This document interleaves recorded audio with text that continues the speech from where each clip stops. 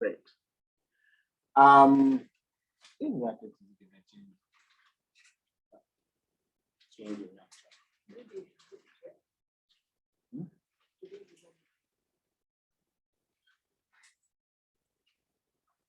Dr. Doris. I am entering so that I can accept people for you and mute them. Oh,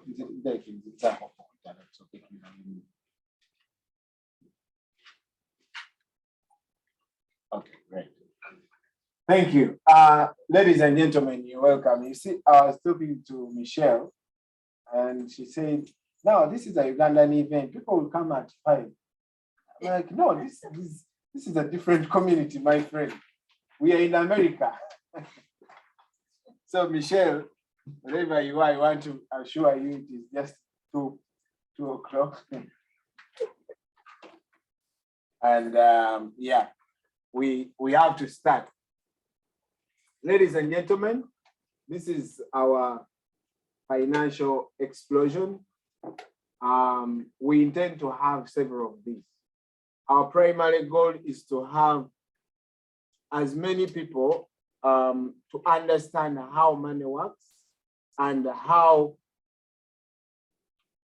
we can live independent financially. So my name is Michael, and I am going to show you just a simple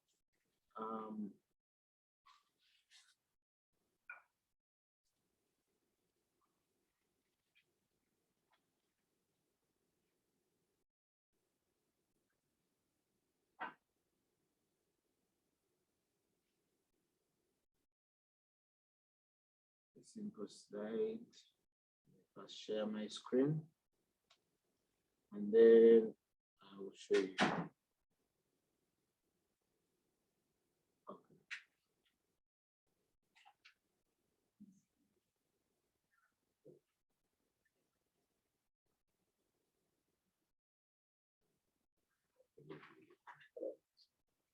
Okay. I am going to mix a lot of Luganda and then English. So Luganda is the African French. Just in case you don't understand, Sophie can translate for you. Whenever I speak Luganda, Sophie will translate. But my name is Michael. And this is my story that I want to share with you. Is it moving? Okay.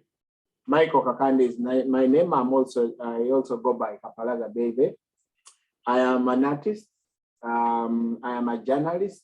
I am a freedom fighter, all the way from Uganda. I was a radio DJ since when I was 18 years. When I just finished my high school, I was a radio DJ. You can see in my early 20s. That's an image of my early 20s. And then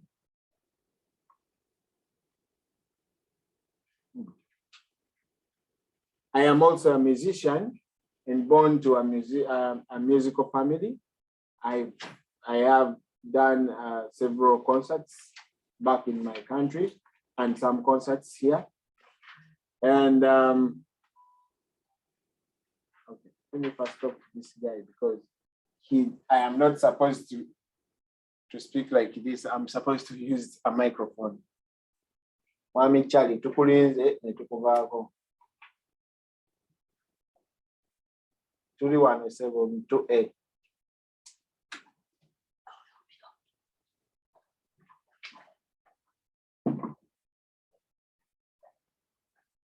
So, ladies and gentlemen, I came to the US for a performance in 2018 and decided to stay because of the political persecution that is taking place in my country. So, but in the US, I've worked at different workstations. My friends normally tell me that I am one of those guys who has worked all the jobs in America. coming to America, I didn't have any experience in any different other job because, like I said, from my high school, I went to radio and music, and that's all I did in Uganda. I didn't do any other job. So it was really very challenging. I didn't find any freedom doing all those jobs in America. But then, until I saw a Facebook post. This Facebook post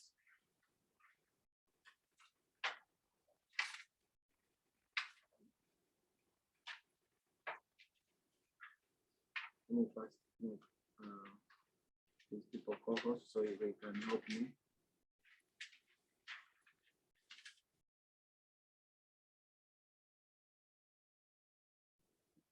Sophie, I'm making you a co-host too.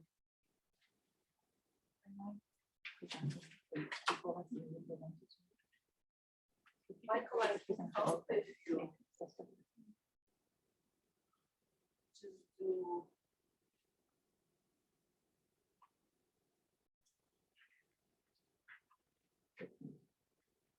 Oh, but it's here. Oh, Yes. Can you do?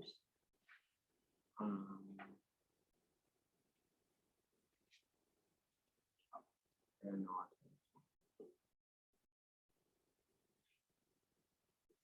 What's that?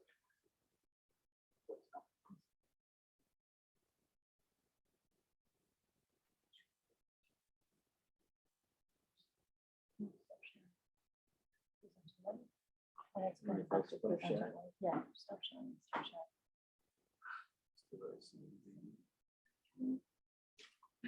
Yeah, it's not showing anything else in there, right?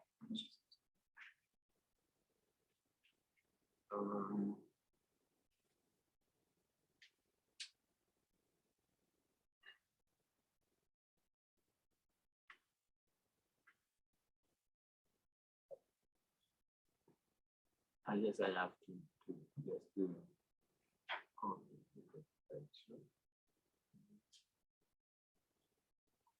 Share. That's good for the work.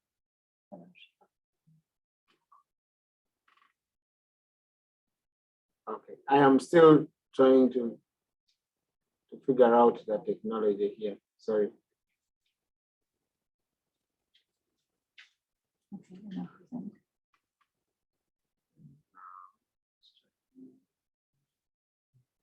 It's still in presentation. That's good. That should be good. Yeah, that's good. Okay. Thank you. Thank you very much, Sophie. Okay, I am so sorry about that. Sophie was trying to help me fix out some technology.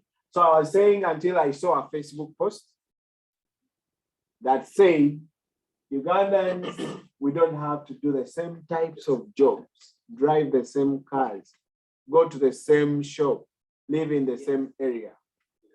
I mean, it's not a bad thing. I love the sense of community and sisterhood we have, and let's spread our wings and fly. Expand your potential, expand your abilities, at least try and fail, but don't quit trying again. We can do it. Many of you are highly qualified for many positions that are empty on the American market. I know many of you were first-class citizens of Uganda, now walking the road of defeat. Don't be afraid, pick yourselves up because no one will help you, not even Joe Biden. I started my journey already. Who wants to join me? Let's explore the financial industry. That post spoke a lot to me because, like I said, all I did in Uganda was music and radio. I am here in America doing every kind of job. But I mean, I was not a first-class citizen, but I was a celebrity. Why should I do these odd jobs? That's what I was thinking. So I contacted Ruth and she invited me here. And that's when I decided to take this on. So I was educated with the financial literacy by Moses. I don't know Moses was here. I don't know where he is. But I told him, I want you to teach me how to teach this to my people, my community. Because those who know me know that I'm so passionate about Uganda. They know that I can do anything to see that Uganda is a better country. So whenever I see an opportunity, thank you for coming, Mami Charles. So whenever I see an opportunity, I really want our people to grab it. So this is where we are, why we are here, because I feel we need to impact our community. When I came here to sing in 2018, I came to sing in Yuna. I told the Yuna guys, what are you doing to help all these people? Just imagine, because you have the numbers, imagine if you could just take, say, $50 from each of these people, you can build a Ugandan bank and let people go and get loans on a lesser interest. So if they can't do it, I can do what I can. And that's why we are here, ladies and gentlemen. I looked at the statistics of the Ugandan community, and all I could find is that the Ugandan Americans, who are the Americans of Ugandan descent, the survey of 2014 counted that there were 20,248 Ugandan Americans in the United States. That's 2014. 2014 is many years ago, approximately 10. So ever since, I know that thousands of Ugandans have come to the US. In 2014, I didn't think I would even come to America. But here I am. And I guess a lot of us here didn't think they would come to America. So now that we are many, what are we doing to impact our community? What can we do to change our community? That's my passion. That's why I called you today, ladies and gentlemen, because I think together we can impact the community in America, and we can therefore impact the community back home. We fight. We always fight for freedoms. We fight for freedoms in Uganda. We fight for freedoms, whatever happens in Uganda, we always fight for the political freedom, for the freedom of speech, for the freedom of worship, for the human rights abuse. Now, I want us to fight for the financial freedom of our people. Starting with us, ladies and gentlemen. That is my goal, that is my cause. When I joined this campaign, I feel I want to make an impact in my country. So, ladies and gentlemen, briefly, that's why we are here, because we want to set our goals. We want our people to understand that if you want to set some goals, write them down. How much do you want to save? Where do you want to visit? Who do you want to meet? How many people do you want to employ? Then we have over 30, we approximately have 30,000 days on earth. They say time is not running out, but your days are. The Rich Club is not a closed club. It's open for every one of us if we have the mindset. So the only way to change, we can change the negative thought is with the positive affirmation. Say your goals out loud every day. The negative thought will run away. So the future is determined by our confidence about that future. So ladies and gentlemen, that's why I called you today, and thank you for honoring this invitation.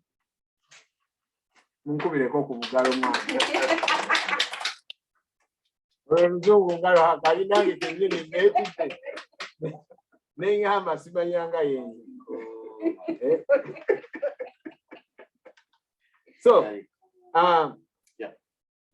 ladies and gentlemen, I forgot to to do this, but anyway, I'm doing it now. We are going to have different stories from our own people, but now that I know, I don't know whether Charlie is ready. Not yet. Okay. I am supposed to have my teammates here. I don't know why they are not here, but I'm going to, to go through the program, but with the people who are here. I have Esther here. Esther, I love Esther. Esther is a young entrepreneur. I like what she does.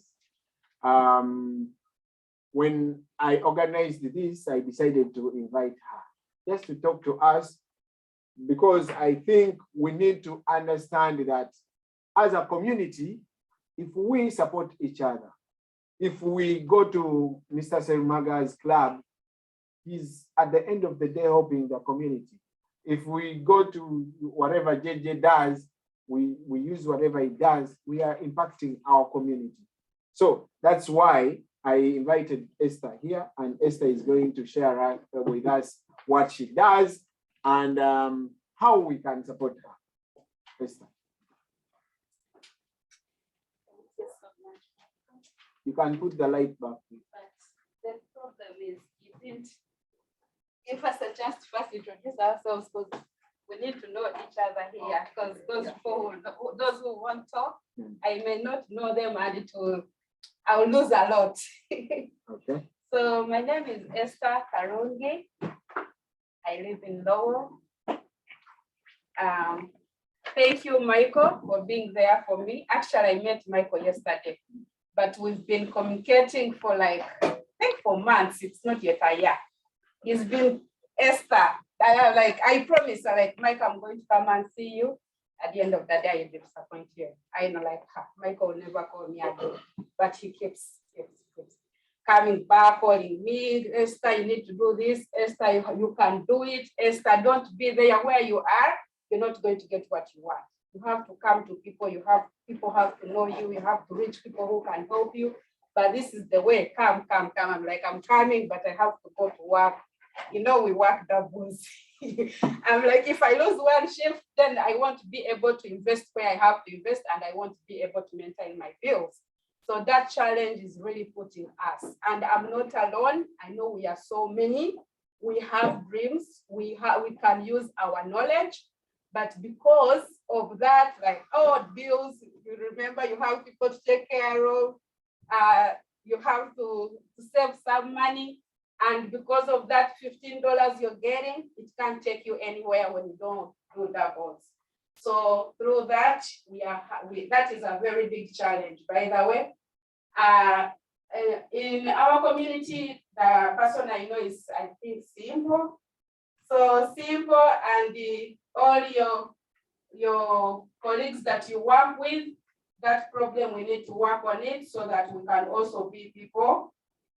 We can be important people, we can be people on our own, we can do better things because we have knowledge and we can do it. So as I told you, my name is Esther Karungi. For me, I was at home, but always I really wanted to do something. And I went to school, I started for 1 month. Because of the challenge I told you, I couldn't make it. I went back home, but I was I have to do something. So one day I came up, I cook now. I'm someone who cooks simple stuff. So one time I had some friends who used to come and visit me. They're oh, Esther, I like your food. Can you please cook for me? Esther, I like your drinks. Can you please make for me? So I kept dodging them, but we will pay you. I kept dodging them, but one day I accepted to help to do for them because that person really needed me. So I started making drinks for him. This person achieved what he wanted. It was oh, Esther, when I take your drinks, my blood pressure doesn't go up. When I take your drinks, I feel okay, because there are some things that really, most people with high blood sugar, my drinks are not medication, they are not herbal, but the way how I make them, they are natural. Everyone can afford them according to their challenges. So I started making them. He liked them. Then he started sharing with others. And I'm like, oh, like things started growing out of nowhere. And I came up with I also started taking step by step to make sure I'm doing things in the right way, because we don't want to have problems. We try our best to make sure that we are doing things in a perfect way. So I started making those drinks, and drinks are going, oh my God, people like them, people are buying them, and they taste good. Me, myself, I take them because I don't know when I last went to the store to buy a drink, because I have a drink at home. So I'm here to let you know that please try my drinks. We have different tastes. You may not like it, but tell a friend, because you never know, a friend may like it. Another thing, I'm requesting you, people who, for us, I don't know, actually, I think all of you here don't know me. I'm someone who has been there. I don't know so much about the community. I don't know so much about people, mostly the people I can go to help me. So please, I need your help. I don't have enough voice to raise myself to where I want to go to. Because right now what I'm doing, it's not something that I want to be doing like at home. It's not something that I want to be doing a delivery to everyone's home. It's not something that I want to do, like I wait for someone to call me so that I can sell. This is something that I want everyone to have access of it. If someone is in Waltham and really like my drink, can go and buy it. Or if someone is in Woburn, can go to the store, if decides to make a choice on my drink, can have a chance to take it. But I can't do this alone. So I need you, the community, to support me, to advise me, to show me the right way to go to, so I can be able to sell my drink. So here I have some samples of the drinks. Yeah. There's another one. These are one of the drinks that I'm making. I'm making bongo. Bongo, we all know bongo. I'm making the kashera. I'm making this drink, by the way, if you can ask me the drink that is selling, this drink is selling. This drink is very good. It has iron. Its iron is 8%. It has calcium. It has potassium. It has carbohydrates, and its sugar is not too much. No, it has hibiscus. The hibiscus makes its own sugar. So the honey I'm putting in is very, very little. So like everyone can afford to take it. Then I have this drink too. This one, it has so many stuff. And guess what? Some stuff I'm getting them from Uganda. So that means also Ugandan, they are sharing on my dollar. So this is not for me alone. And this is the products that people back home even don't have capital can be able to get some money. Because these are not the things that you need to get like a million to go and start something to start supplying me.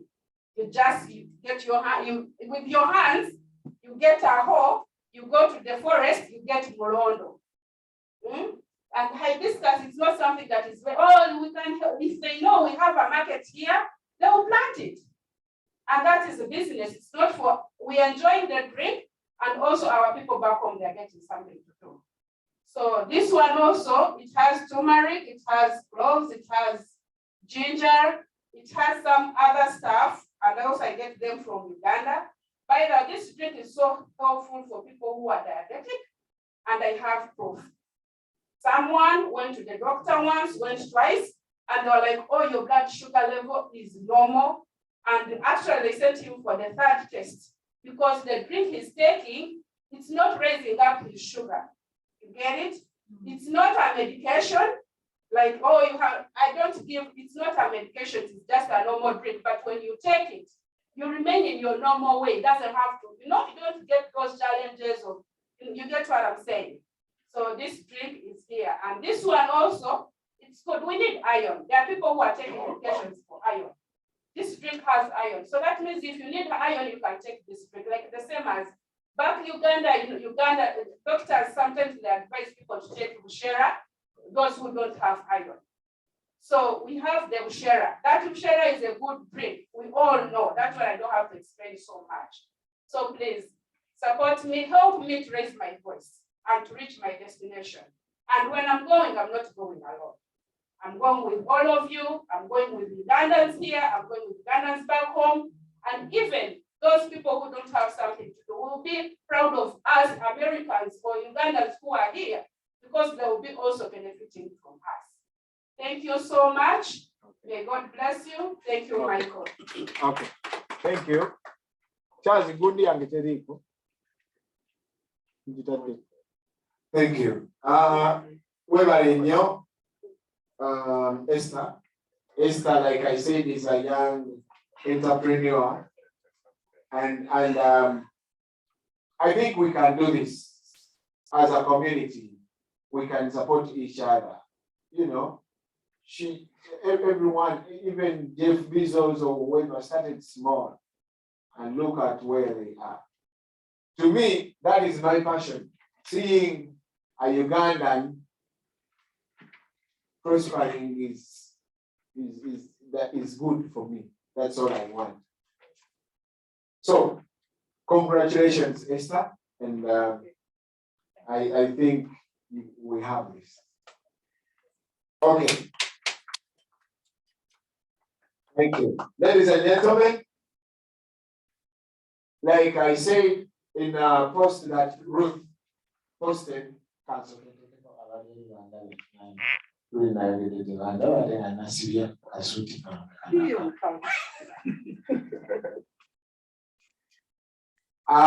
starting a business. A lot of our Ugandan people came from Uganda and when they were first class citizens, when they are very talented.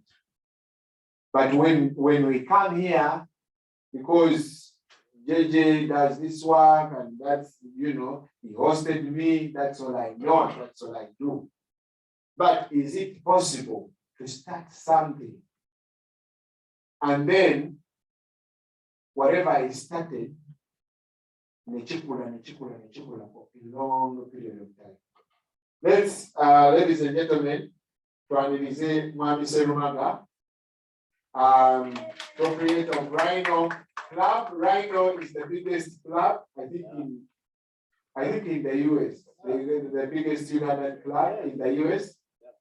And I've heard about Rhino way back when I was still in Uganda. So it's really possible to start up something and, you know, have it go for a long period of time. So, ladies and gentlemen, Mr. Serumaga.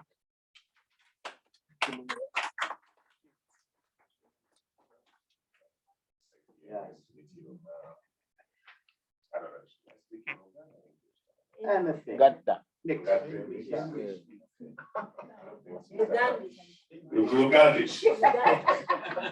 Yeah, we like to hanging up with rules. So when I make a mistake, English is my second language.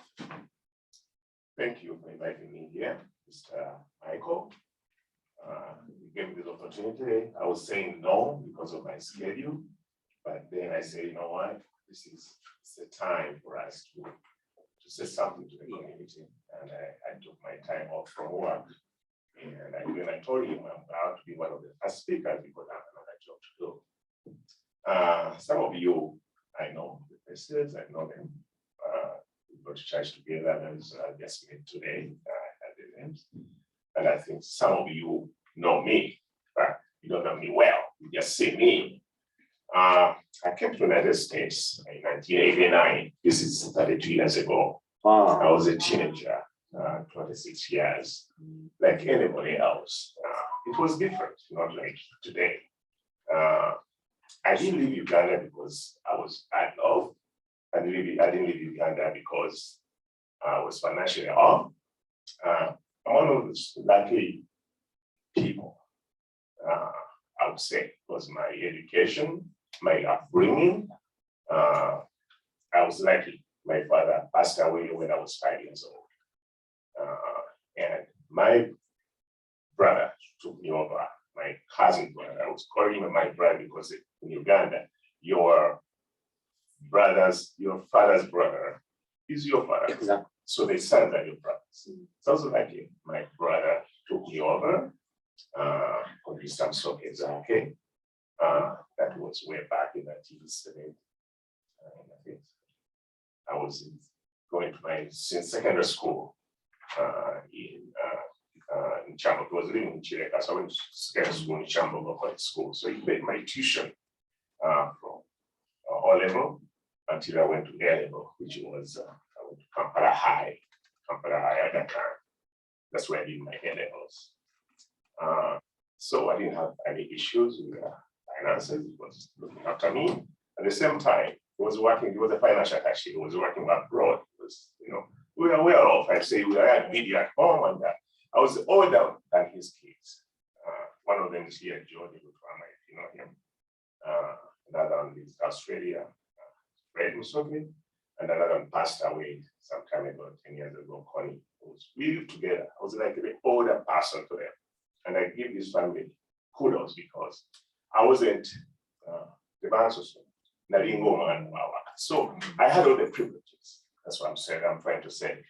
I decided when I went to high school, I didn't qualify to go to my academy. So my brother told me, you know what? School is not everything. You can do something else. He used to send me money to do business. And I was creating myself. I was like 20 years in high school. I had a car. I used to use our car to go to school and to get friends. When you're in that category, you get attracted to good people. I still have my friends as to my friends today. So when I was doing that, I used to sell Ugandan businesses, sell and get profit. It's not investing in finance, but sell and get profit. So I was selling cassettes, radio cassettes. My father would give me money, would send them to me, and I said I get a profit. If you want to say disco, I don't know what I'm talking to you. Yeah. Maybe you're younger, and but you want to say was one of the best in Uganda by then.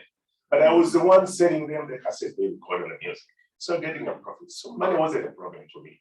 So I started small businesses like buying TV, selling them to prominent people. One guy I give credit, the guy called Katatumba, who owned Hotel Diplomat. When I see her kids, Angela, I was so young by then. But that guy gave us the power to buy money.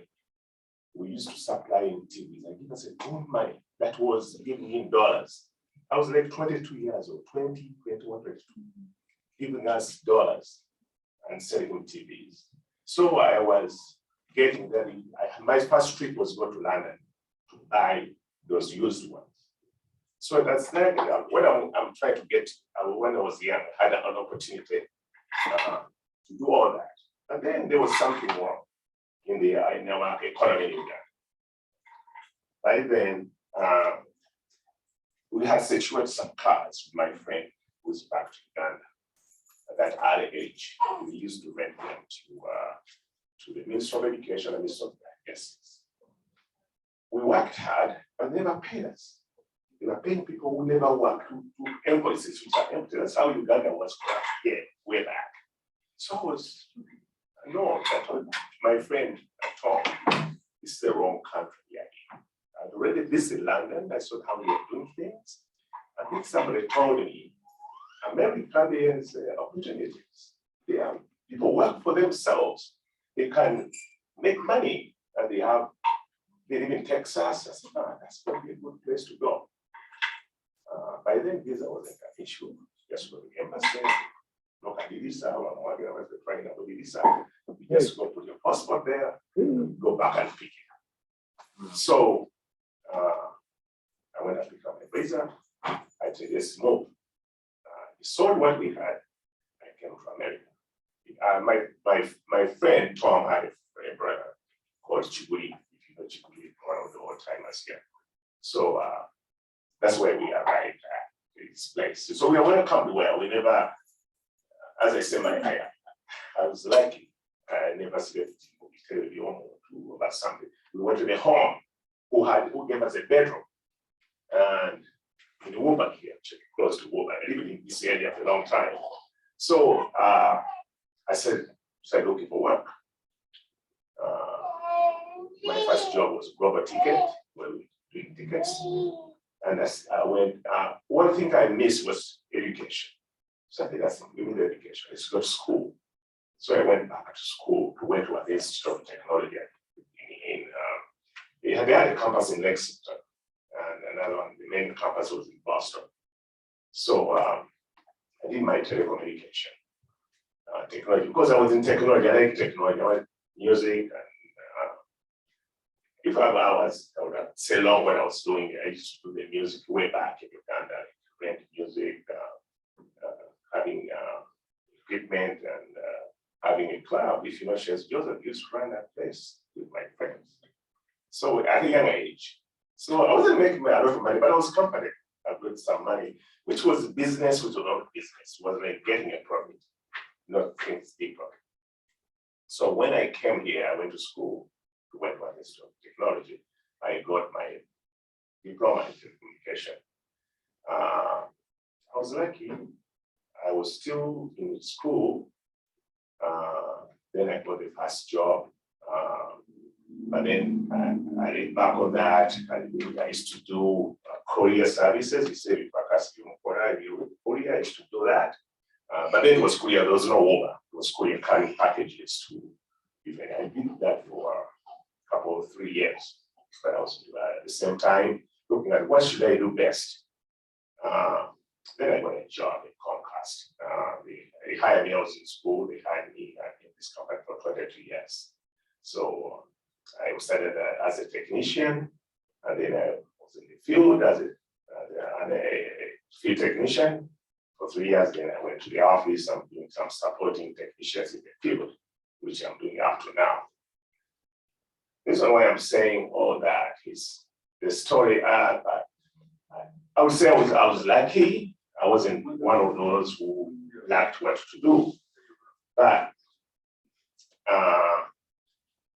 one of the things he's mentioned in his speech is when you do these jobs, you don't earn enough. You need to be yourself, earn yourself, look at the financial. How do you do the financial? How do I go to business? Because I had that background. I wrote a lot of music, and I've been doing it for a long time. You know, writing sound and equipment and lighting. I'm still doing it up now. I did it, but on a small scale, and I'm still doing it on a small scale. Because we are Ugandans, and I work in Ugandans. One thing which is very important is to support each other. As she said, you're gonna stay there if they don't support you, because it's not easy to break into other markets. Yeah, you have to support each other. Now we are many. That's the way I'm going to go. We are many now. We should support each other. How do I do all this? Where I am, I've been doing those small business because I wasn't supported well.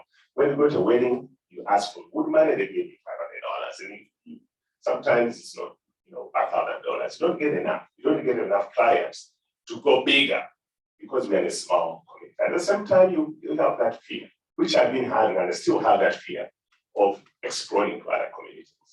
So I was confident with my job because I paid my bills. I said it very well. It paid my bills in Comcast. I paid my insurance, my family. I said the family here, I have 2 kids, one's 21, another's 24. My son is 24, my daughter is 21. It paid my bills, paid my rent, and some money sent to my mom.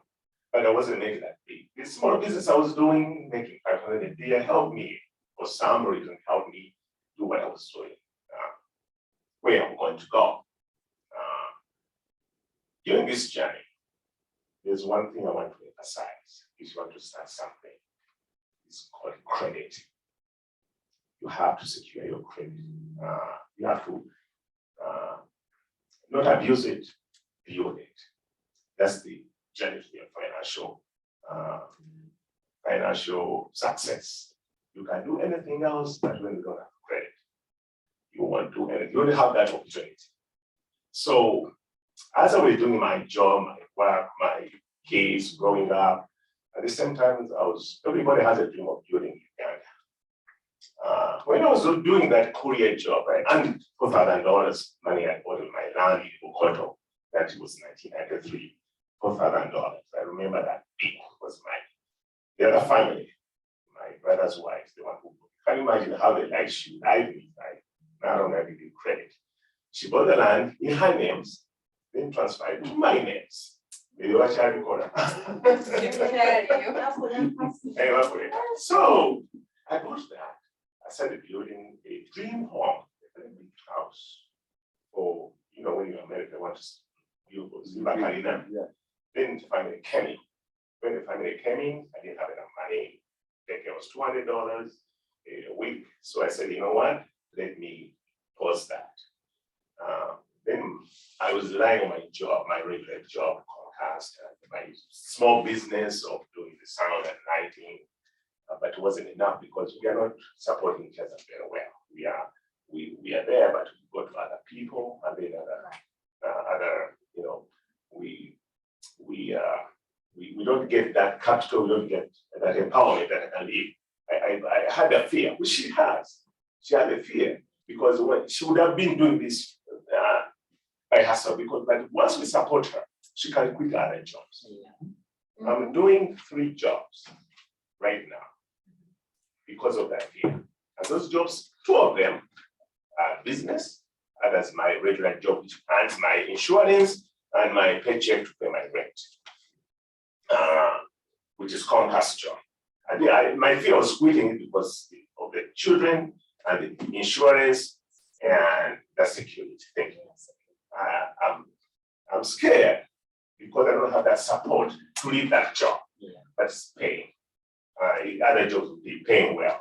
The 3 jobs I do, one is my regular job, another is the business of doing taxes. But that's seasonal. I do it when season. Because I've been doing it for 20 years now, I think. But some people know me, some people don't. I do taxes, yeah. I'm a very good preparer, by the way. And I keep my clients and they don't go away, they always come back. But because of my fear, I do it myself, I can't, that's why I don't advertise. I fear getting so many customers where I can service. So it's word by word. So, word of mouth. Yeah. Another job, my Comcast, another job now, Ryan, which I'm going to go there. That's why I say it's one of the opportunities one should have is to have a good credit and a good saving culture, which everybody. I like these young guys who just came to America who are doing it right now. We didn't have this before. I wish I knew. It was self-taught. Let me do this. I remember one time in mid-1960s, the mid-90s, I went to buy an apartment in Beacon Village. I was living in Beacon Village. You know Beacon Village, Manhattan? Mm-hmm. This is a cooperative apartments. The guy who owned it, I was paying $1,200 a month. He said, James, you can buy it. And I moved out with my wife, and we was on one, but you can buy it. I asked a friend of mine, can I buy this house? It was selling at $50,000.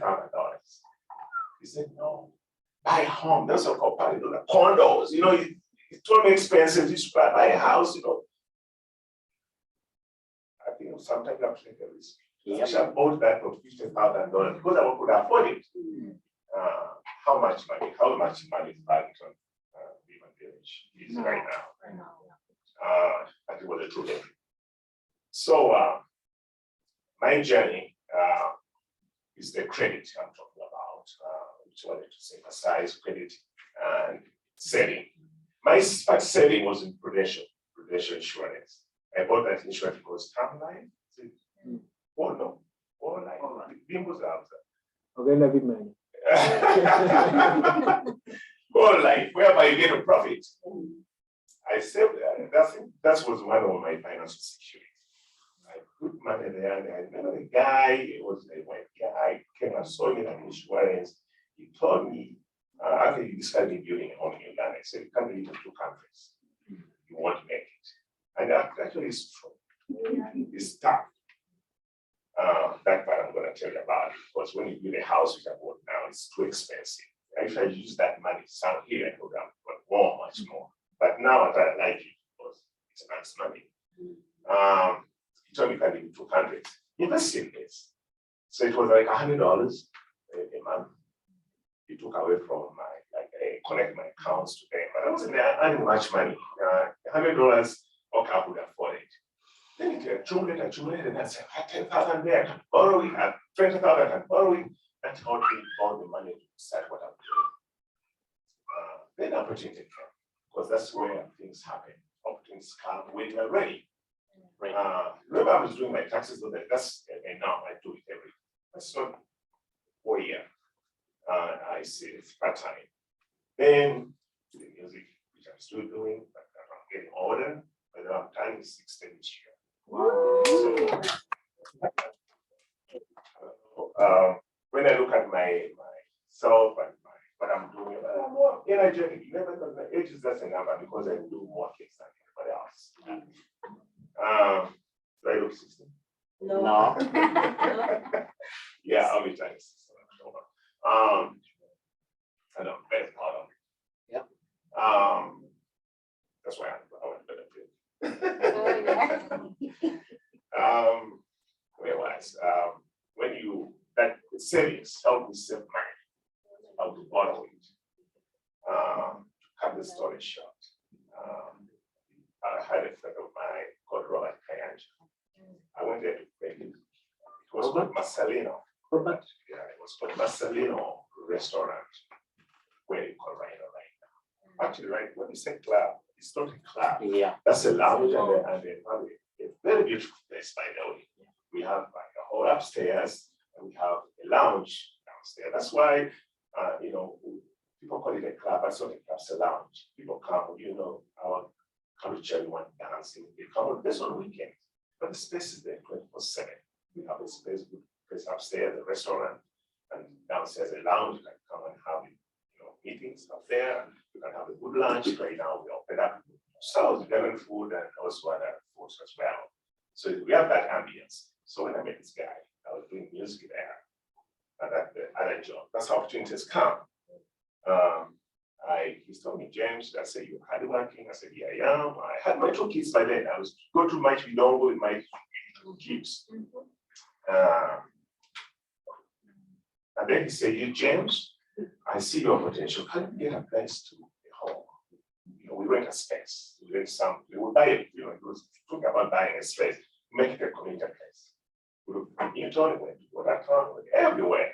But I would say this discrimination as well, and also this that opportunity which did happen.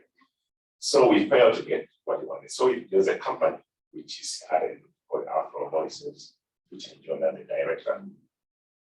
So we were looking for those spaces, and then until he came to an idea, the owners of the Rhino said, we are selling the space. Yes, we're selling the business. And he said, James, we can buy this. It's an opportunity, and we get the Rhino. This guy is selling it. I said, okay.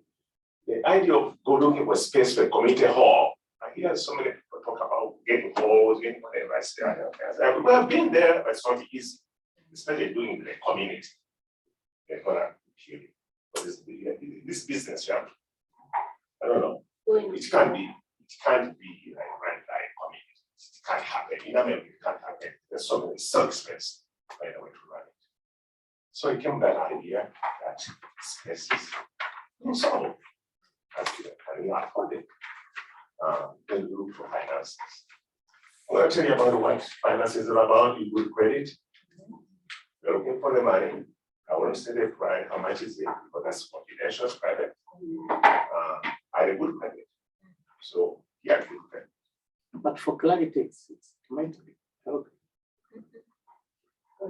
Well, I won't tell you how much we got it, but we got some more money from the bank. So bank was, that's what I'm saying, when you have a good credit, you have a good credit and operating accounts. So we are talking about how you do business in America. The bank was good for us, but the credit was good, the business was there, so we are able to get that business running. We started in 2015. 2015.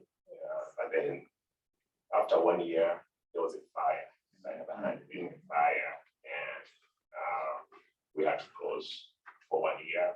And actually, when we got the license, to get the license, the liquor license, it took us 1 year to get the liquor license nowadays, so that we can operate. So we lost all those customers. It's so complex, by the way. That liquor license, your Afro policies name. So many things happen. Yes, you know that you must be citizen and all those stuff. But that's another business, by the way. That's how you want to do that business. But there are other businesses as well. The key here is about getting a credit well.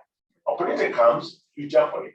If we didn't have good credit, we wouldn't get that business because we couldn't raise the car. And at the same time, the savings which I'm talking about also came in handy because not only the bank money, but also you have to have your own, because the bank can 100%. You have to get some money out there at the same time, use your own.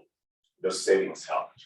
So right now, doing my jobs, I was running the restaurant. Right now, I'm there full time as a manager, running it. Now I'm learning more about restaurants. At the same time, I have my job. I haven't quit my job. I still doing it.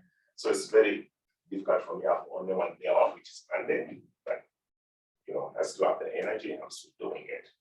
But that business, we do food.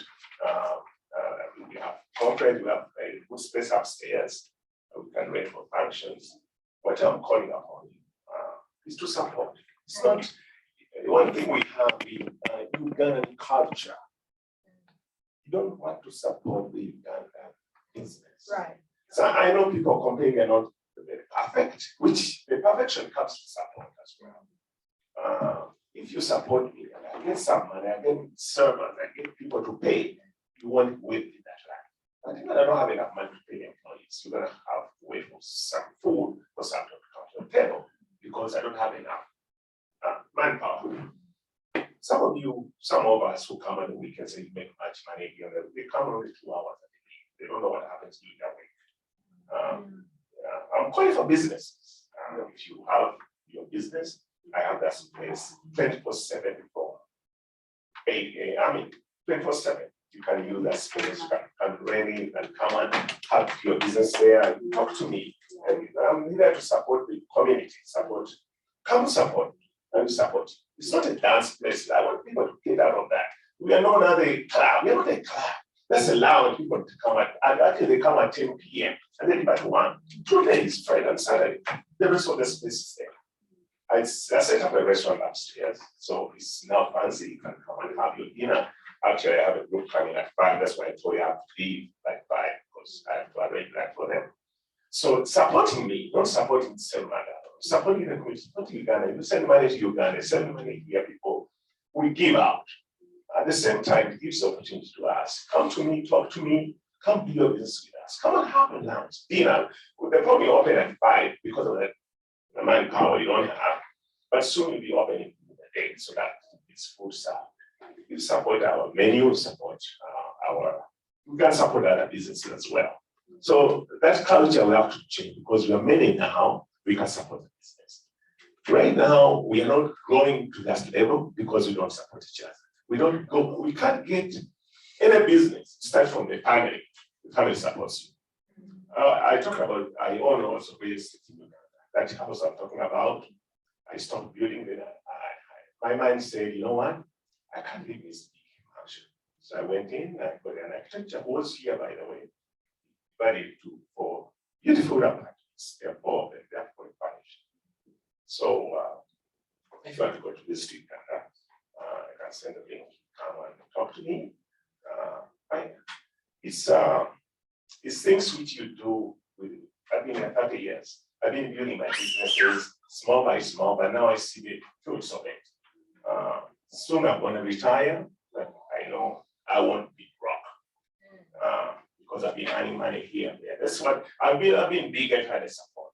Big, but Which are your apartments? Seluma apartments in Bokoto. Sorry? Seluma. Where? Part of Bokoto. Okay. Yeah. Right now, I am Airbnb, but also most of support I get is from family and friends. That's how we set the business. family and friends helps you a lot. Community helps you a lot.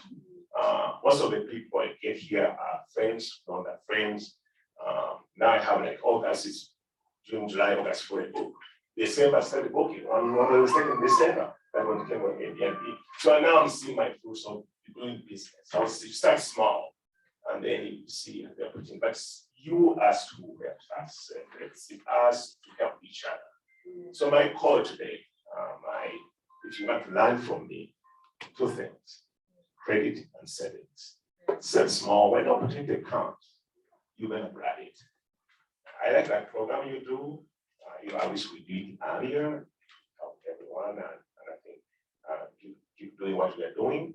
I'm very happy to be invited here. How are you? One question. I have so many friends in Europe, and they're white. They always go to Uganda, and they always ask me, because I have apartments there, but my own are already booked. But they always ask me, where can we go? I'm going to give you an address. By the way, my Americanized. I bought everything except the cement. My windows are flip windows from Power Windows. What is it? Appliances. All them I buy from here. When you go, you're like in America, because I'm an American. But how about it? I like what is here, so I transfer it home. It's not expensive. People think it's expensive, but they buy in Uganda, whatever.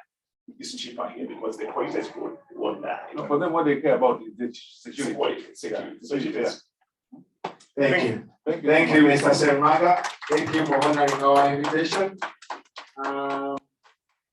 Webale nnyo ssebo, webale ddala otuwadde okuyiga okw'amaanyi kye tunoonya gwe mugaso gwa ssente eno. We are trying to make sure our people become financially stable by starting up different businesses, by changing the mindset.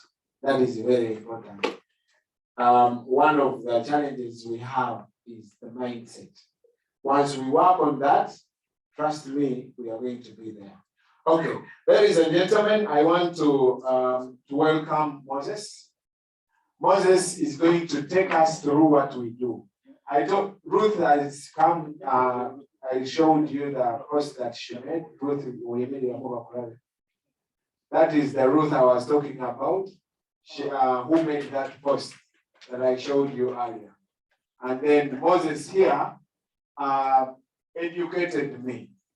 So I told Moses, I want you to teach me what you've taught me today, so that I can be able to share it with all the Ugandan community. So I want Moses to take us through what he took me through, so that we all understand that we can become financially stable. We can do something for our finances. We can change our community through financial literacy. So Moses, okay.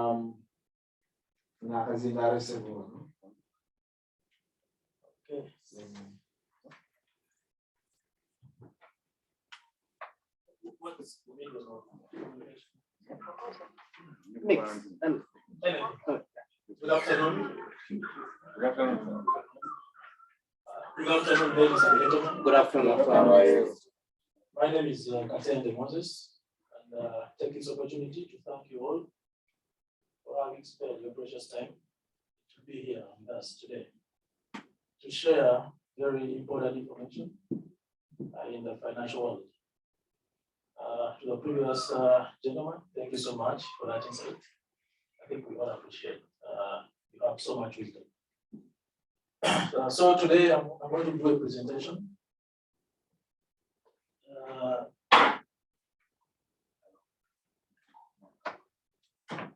Okay, I'm going to do a presentation, but I'll tell you how I used to do business quickly. I joined the business in 2020. So I've been here for about 2.5 years maybe. And there's so much to learn in this business as people have been doing. We go out there to our communities to offer this education first for free. And it is always been a challenge. So I was introduced to this business by a gentleman called Mr. Rogers, and he's also a founding partner of this financial center. I joined at the same time, and together we've been able to make some inroads in the community regarding financial education. But not just to the Ghanaian community, to everyone who needs this financial literacy. We have so many people here who are not from Uganda, we have people from Burundi, we have people from France, we have people from ISMD over there from Mexico, and so many other people from, wherever we come from. First and foremost, I'll take about 10 minutes for this presentation. So with immigrants, why financial education is, we have our dreams when we come to this country. Different dreams come.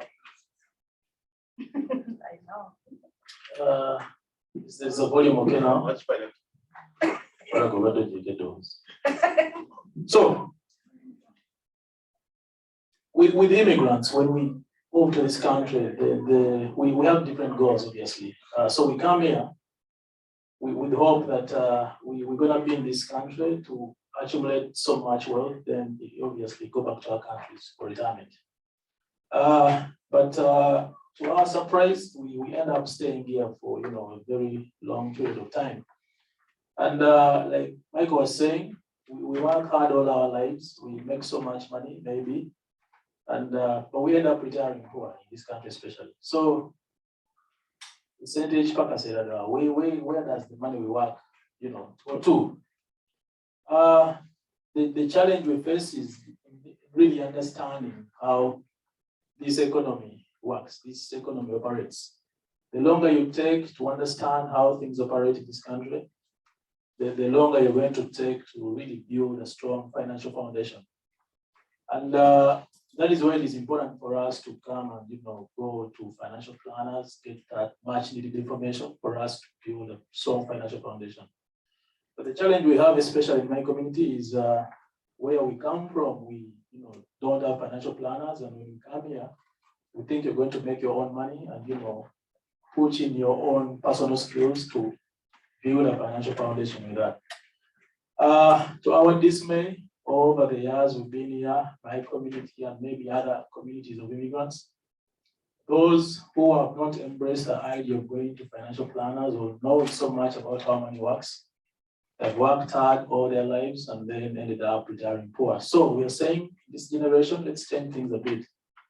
Let's go out there, because it's hard for me generally as Moses to go out there and search for a financial planner. So what I do through this company, we're trying to change the industry where we offer these financial literacy services for free.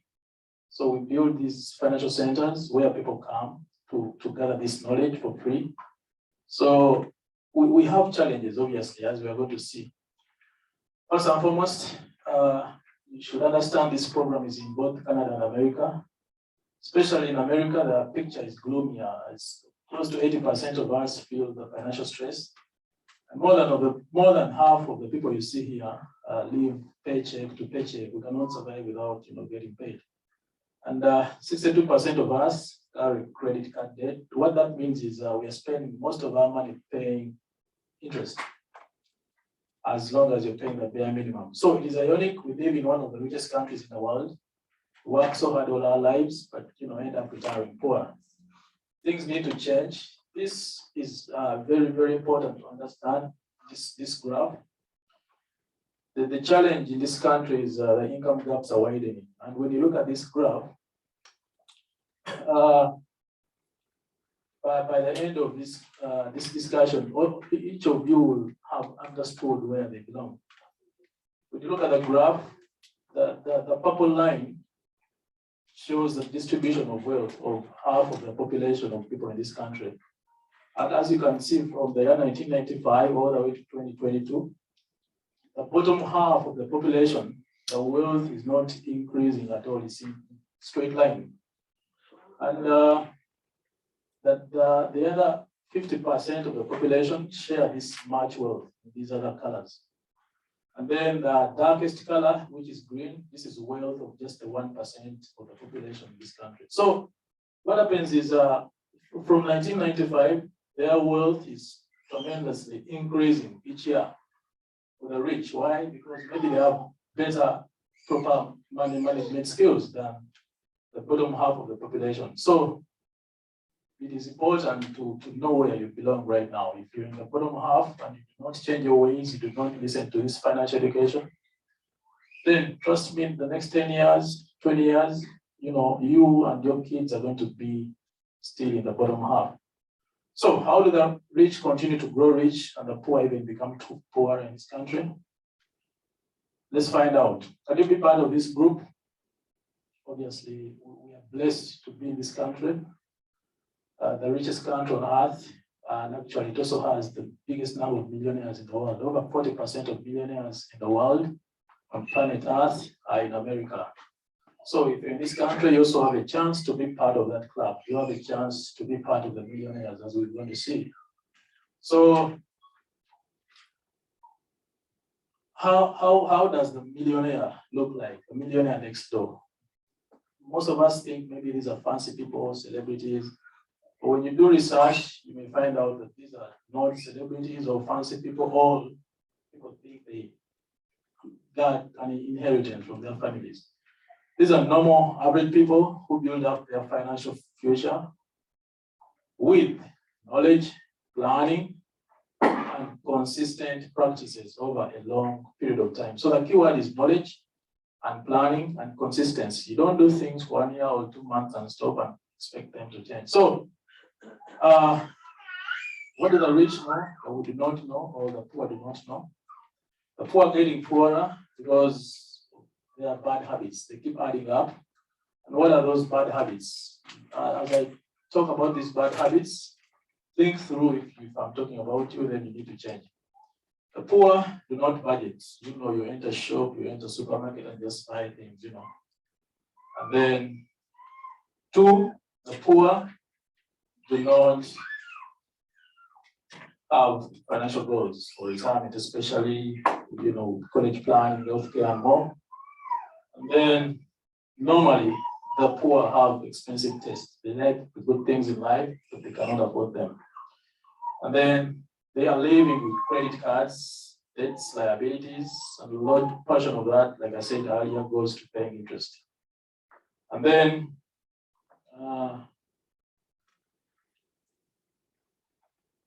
Michael,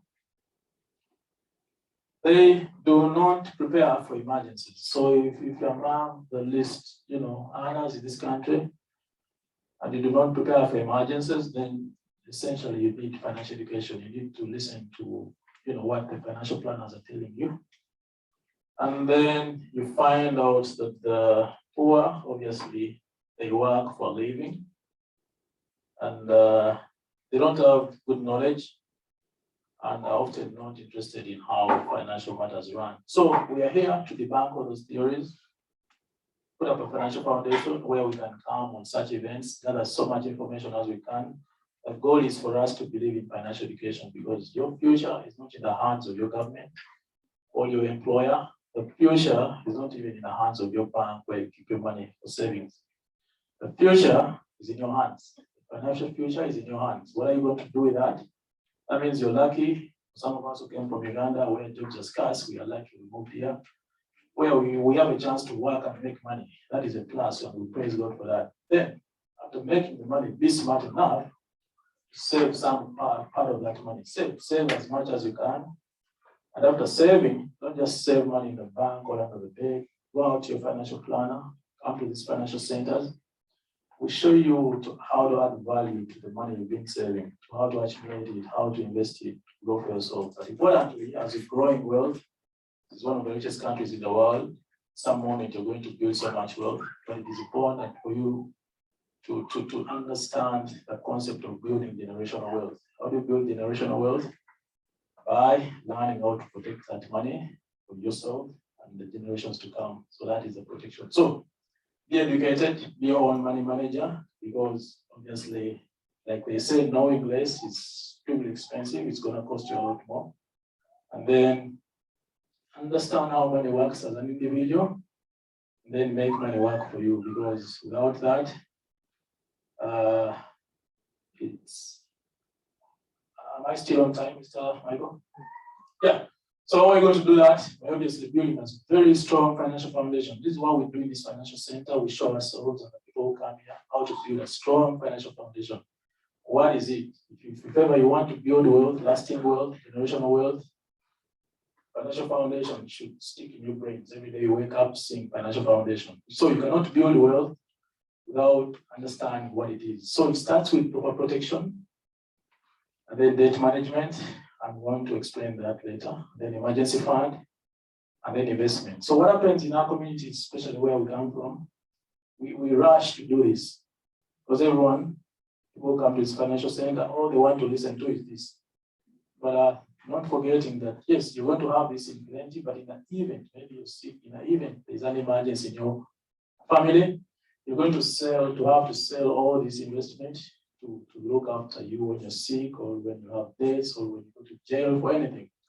So what we're saying, do things right, have proper protection first, like building a house. You build it from ground up. So this entirely will make us move from financial security to financial security, and importantly to financial independence. And expounding more on what proper protection means.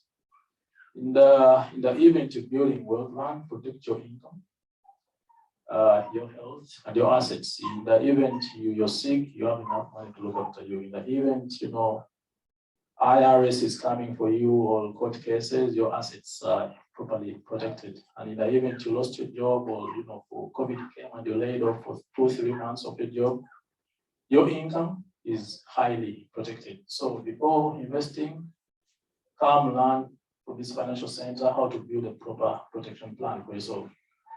Then 2, we have debt management, very, very important. Previous speaker talked about it. You need to build your credit, but the smart way, obviously. One of the services we offer here at the financial center is to help our clients learn to manage their debt and become debt-free. We spend so much money being corrosive in paying debt.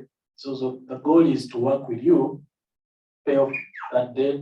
So the money you've been paying off debt is now money enough for you to invest in other avenues, investment avenues. Now, when it comes to debt management, we have a formula called debt roll-up. Very, very interesting. I don't know if time will permit Mr. Michael for me to finish up the debt roll-up. All right, so this is rather interesting, very, very good, but we want you to schedule appointments with the people who invited you here, and then you come and you look into this deeper. Then 3rd, on the financial care called financial foundation. This is the journey to building wealth, generational wealth, your kids and grandkids. Without this, then I don't think you'll ever be able to do that. So that you need to learn how to build an emergency fund. And what does that mean? This is like having 3 to 6 months of income, all expenses, monthly expenses for emergencies. If you make $5,000 and your monthly expenditure is $4,000, you need to have $4,000 saved at least for 3 months, so you can survive paying your rent and bills for 3 months without bothering anyone. That is what we do here. We help clients build a strong emergency fund. Lastly, investment. Learn to save and invest. Some of us save and invest back home, but we want you to learn how to save and invest in this country, especially because we are here for the long term, and that is important to learn how to do that as well. So saving and investment, very, very interesting topic. There's so many avenues. Some of us know Bitcoin, stock market, you need to understand how it operates. This is exactly what we do here. The mutual funds, the index accounts, all those things. So, and it is important to understand taxes, the effects of taxes as well on your savings and investments. So these implications of taxes on your money. We have so many platforms in America where at any one given moment, our money is being kept. If you are saving or investing your money, tax now, like the savings account, the checking accounts, your money is taxed immediately, you're going to access it. And we have platforms that are called tax data or tax dividend. These are retirement plans, especially things like annuities, the 401ks, and so on. So, what else do we do here at the Financial Center? All this financial literacy campaign, it's about engaging our clients, especially parents or would-be parents, to have a better plan for their kids. You know, how do you invest for your kids' college education? This is what we call college planning, because knowing what to do after high school is more important than just paying for higher education. So a lot of parents want their kids to go to the best universities, best schools, but you have no idea how you're going to do that. Feel free to come into this place. We have college experts and they're going to help you with that. So besides college planning, retirement, we are, all aging. So at one moment, we need to plan for retirement. Especially when I talk to people when they come here, a lot of them say, maybe I'm still too young to talk about retirement, but I stress the fact that retirement is not age or 70 or 65. Retirement is money. If you're 20 and you're rich, then you can retire. If you're 30 and you're rich, you have enough money, you can retire. So how do you do that? We have so many ways here we do that. So those are some of the services we provide here. And then we have testimonials from people who have benefited from this financial literacy campaign. I, myself, am a testimony to that. And in conclusion, we are saying, be part of the campaign for financial literacy because it is saving your future. We have offices across the country, over 300 offices. Those are the offices in green, financial centers. So be part of this financial education platform.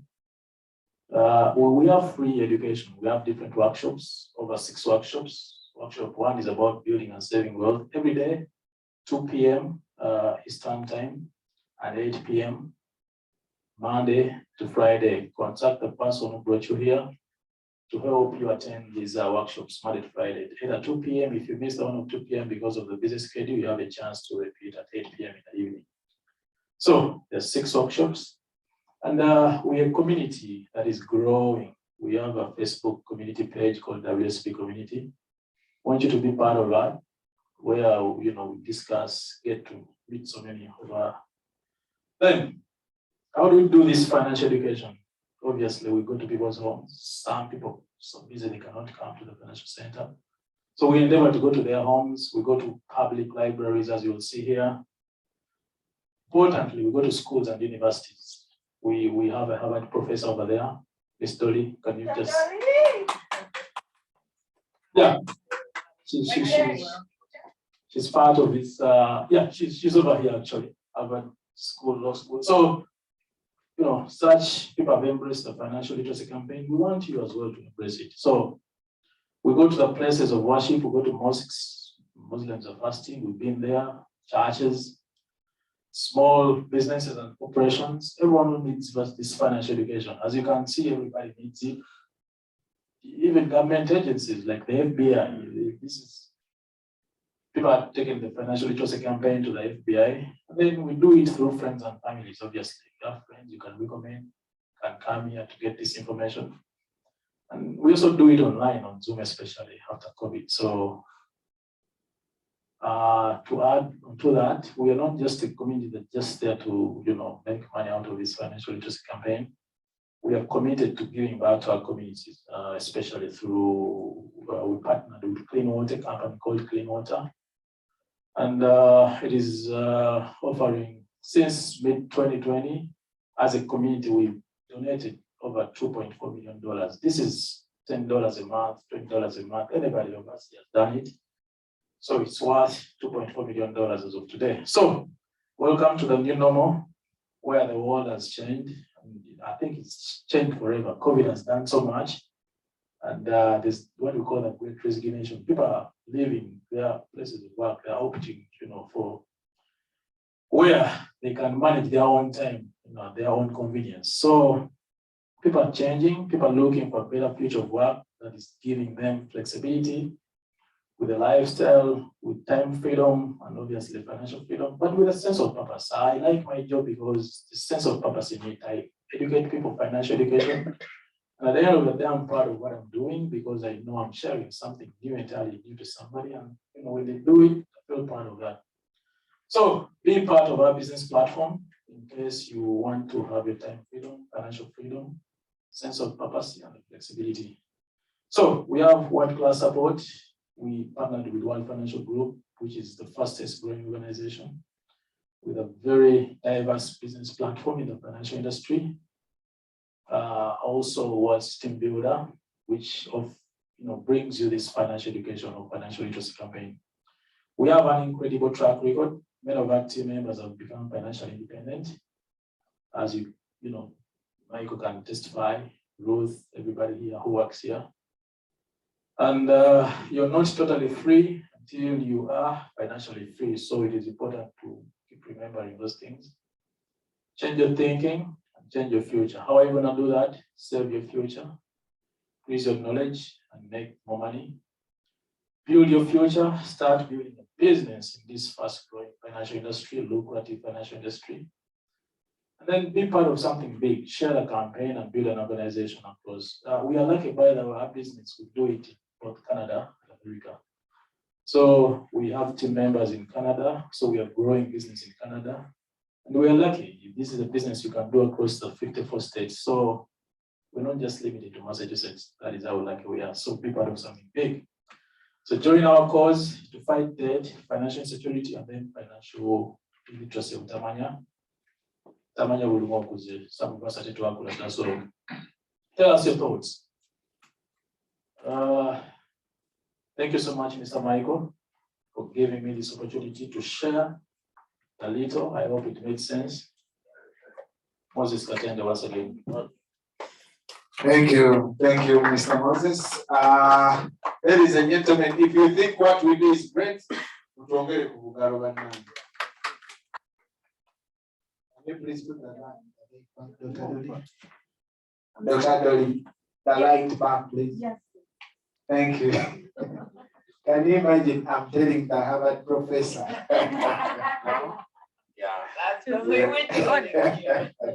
Yeah. So that's what this business gives me. I tell whatever I want to her, and she will do. Can you stand up, Dr. Dolly? Now you can sit. All right. So I'm very proud that we associate with people, different society, different. We have a very good video that we made. I wish I thought about it. I would show you the diversity in our office. People coming from different countries, all coming together, because at the end of the day, we always wake up in the morning to go and work. But are we only going to work?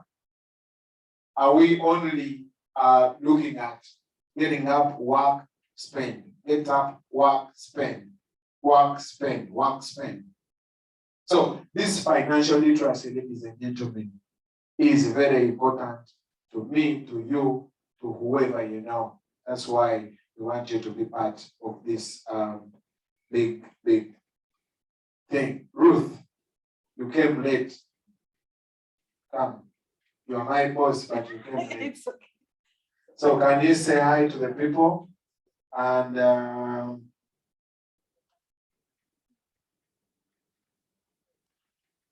so Ruth is going to tell us about repatriation. I start planning just we only have a few minutes to end this, and we have some other people that are going to share. So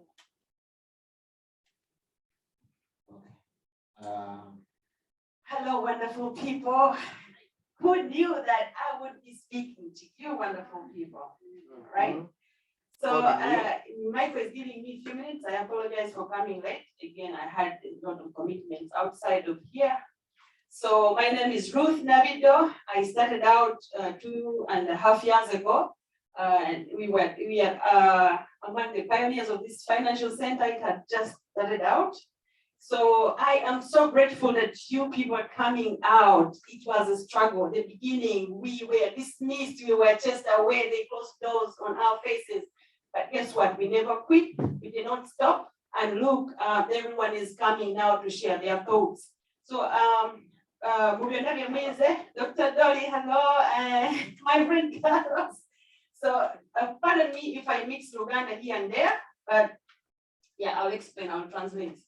So, among a lot of things Moses has just presented in slides, those are the things, or call it a curriculum. We have a curriculum to follow. You learn about the tax, how to build a financial foundation. It begins with protection. What do you protect? You protect all of the things they have told you to build. You buy your insurance policies, you build cash, you plan for retirement, you plan for college, you build a lot of wealth. And then this is America. America, if you don't protect what you have built all your life, it is so easy to slide into the arms of the government. That brings us to another topic called estate planning. So we have a full curriculum to follow on tax, insurance, investment, retirement planning, college planning. Estate planning is now the topic I'm going to talk about. So as you can see here, did you know that less than half of Americans have any form of estate plan? Even when families have completed estate planning documents, they often overlook mistakes or fail to proper fund or update their plans properly. So there's an example, you know, Kobe Bryant. He died in a plane crash. He left behind so much wealth. But guess what? Her last born daughter does not feature anywhere in the documents. So how much does he get of his wealth? Zero. It's stupid of him. So we simply overlook. At least he had planned. He had an estate and outline. My daughter gets the house, he gets the 20 million, my wife gets whatever, but he forgets to update things. We think like, oh, I'm here to look at my muscle, or I look good, I'm athletic, what can kill me? The plane crash killed him. Without forgetting, his financial planner forgot to tell him, hey, you had a baby. The moment the baby is on earth, come, let's update your wealth. So what is the portion? So, and then estate planning comes in 4 documents that everyone must have surviving in America. You don't have to be wealthy, you don't have to have a lot of money or own a home to write your estate plan. It's like opening a pocket, and whatever you achieve, you start dumping it there and close it and protect it, right? So number 1, everyone must have is what we call a financial power of attorney. A financial power of attorney gives power, as you can see right here. If you are alive but incapacitated and unable to manage your own affairs, or durable financial power of attorney, a durable financial power of attorney can empower someone to trust, you trust to manage your assets and properly. So you do not go to the bank. If you have, let's say, $10,000, anything happens to you, person, or you cannot speak, you lose your physical voice, right? So if I'm your wife, I cannot take the wedding ring or even the wedding when I'm feeding you cake, we are cutting cake. This is proof in my wedding gown. I'm her wife, I'm his wife, I'm sorry. Please give me the money. You must have this document, a financial power of attorney. Absolutely. Right? Absolutely. Absolutely. So how many of us don't have any form of that document? A simple document. And the second document that we encourage people to have here is a living will, or the second one would be the healthcare directive. There is a law called HIPAA. It prohibits all the doctors to tell anyone what happened to you. So I'll be running to you. Let's assume, Michael, you don't have any healthcare directive. They cannot tell us what happened to you. We will be coming to the hospital and they'll be looking at us like nothing. They cannot tell us anything. So how can we help you in case you need any form of help, or doctor's orders, the medication? How can we communicate to your loved ones? So then another one is a living will, where you state everything you own, your money, your insurance policies. If I die, I want some of my money. You don't pay out the money all to my family. Statistically, like the insurance policy money pays out, and it dries out with the first 5 to 7 years. families tend to consume all the money with, and then just 7 years later, they are broke again. Even with $1 million, it's proven. So a living will and a trust helps you to actually allocate all the funds. Let's say you want some to go for college, you want some of the money to be given to your children when they are older, when they have families, or maybe you want to live for 2-3 generations to come. That's how the most powerful families in this country are able to maintain power, and they transmit in form of transferring and putting those structures together, that they see that generational wealth. Okay, it goes to the next generation. So, and then after writing all those documents, that's when you lock them up in a trust. The trust, if you write all those, the will, you write them well, you distribute your wealth. My grandchildren, my mother gets what? My church, my charity will get 50,000. If you don't lock them in a will, you have not distributed them. It's as good as not writing it, right? So a trust, you have to identify someone you actually trust, the way, of course, the word sounds. Someone you believe that will be able to transfer or pass down your wills or how you wish things to be done. And then it is your responsibility to do that. Our job is to sensitize you. We work with a company called LSPN that is a network of lawyers. They are here to help people put those documents together at a low cost. But you can as well work with your attorneys out there and pay them a fee. Just ask them if they are estate planning attorneys. If they are, they're welcome to help you. But here we help now through our program. It is a low-cost estate plan, usually around $1,000 for all the 4 documents. Okay, I heard some attorneys charge $2,000, $3,000, but again, now you know that there is estate planning. Please do it, and there is so much more under that for planning, business planning. Parents who have college planning, sorry, that's a different topic. There is, what do you call the children with special needs planning? Especially when those children turn 18, in the eyes of the law, those children are independent individuals. But in the eyes of science and medicine, they are disabled. So you must have some form of a document to protect them. Otherwise, you lose them to the government. So many people don't know that, and I've met so many families that have special needs children, and we invite them to come here and learn about how that works and plan them properly, and also financially plan for them without losing the government benefits too. Okay, so that's all I have to share. Thank you so much for letting me share, and I'm so happy that you guys turned out so in big numbers. Thank you. Thank you, Ruth. Ruth is my recruiter, like I said. She gave me the opportunity to understand.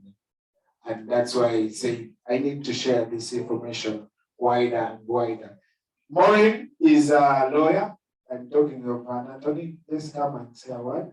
And then say hi before we shall just borrow a few minutes in the 5 p.m. because we started late.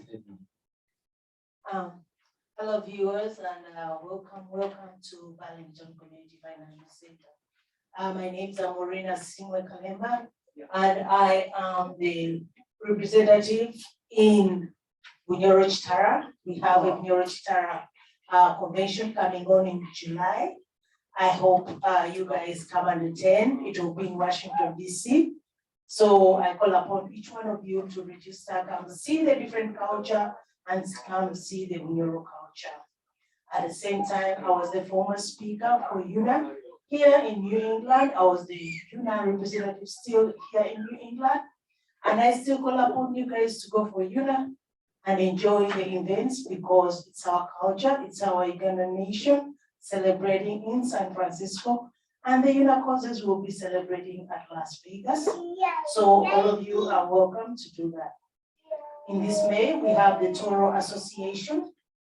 It's still happening in Washington, D.C. And in August, we'll have the NUP, which is the National Uniform Platform, which will also be celebrating the convention. So we're having all those conventions, they run from May all the way to September. Register whichever you want. I'll help you if you have any position.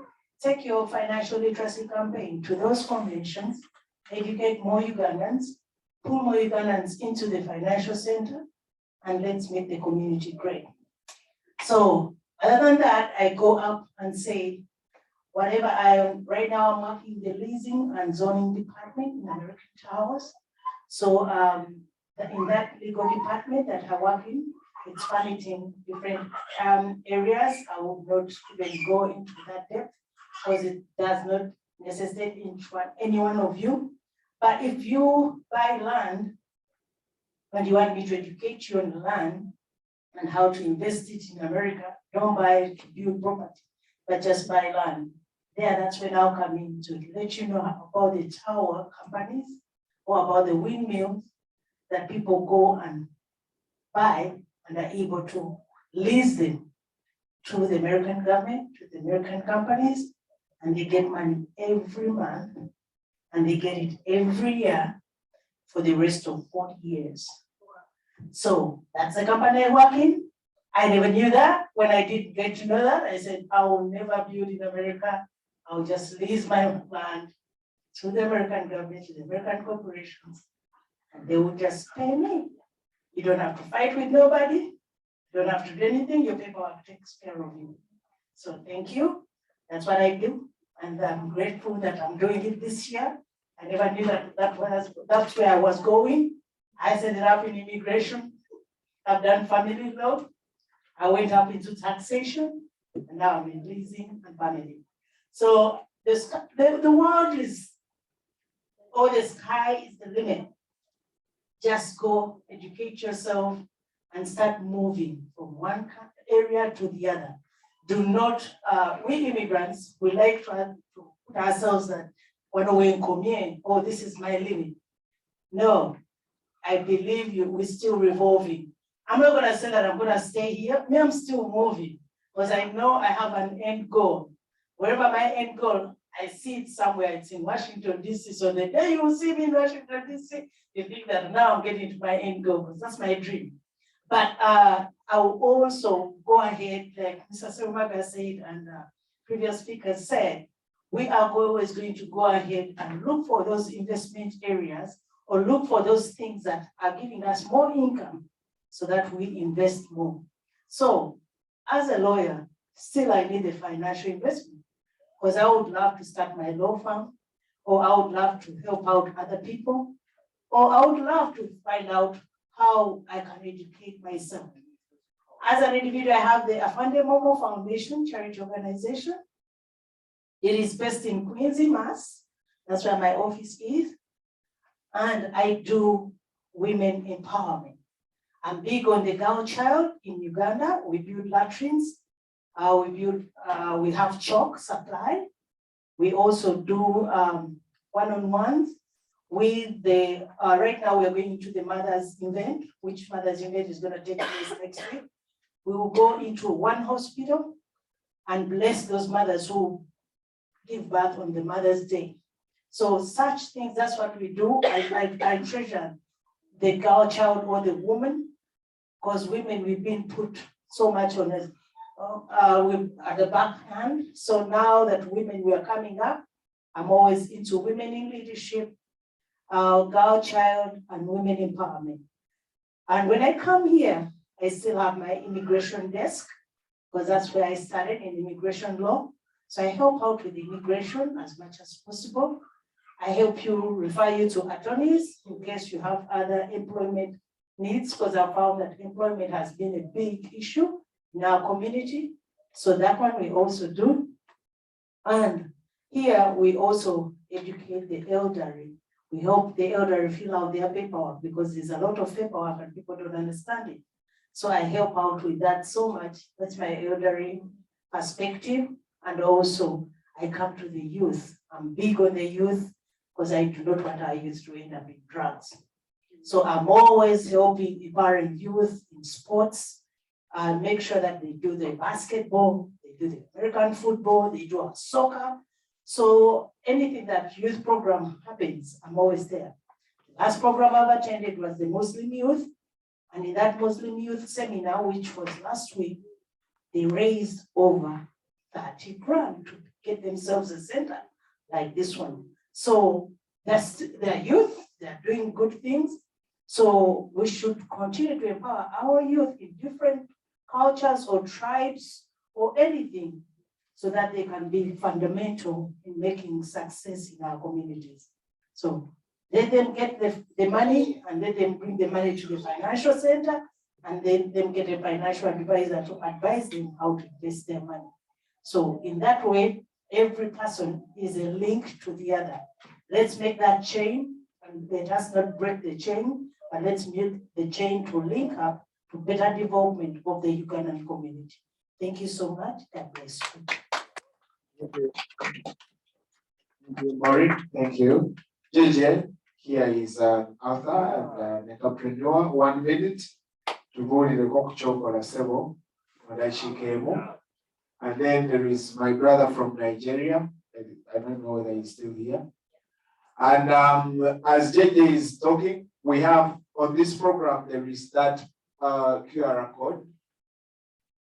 If you don't have a program, you can. So that scan that QR code and then you fill that form that comes on your phone. Simply scan that QR code on that form. So.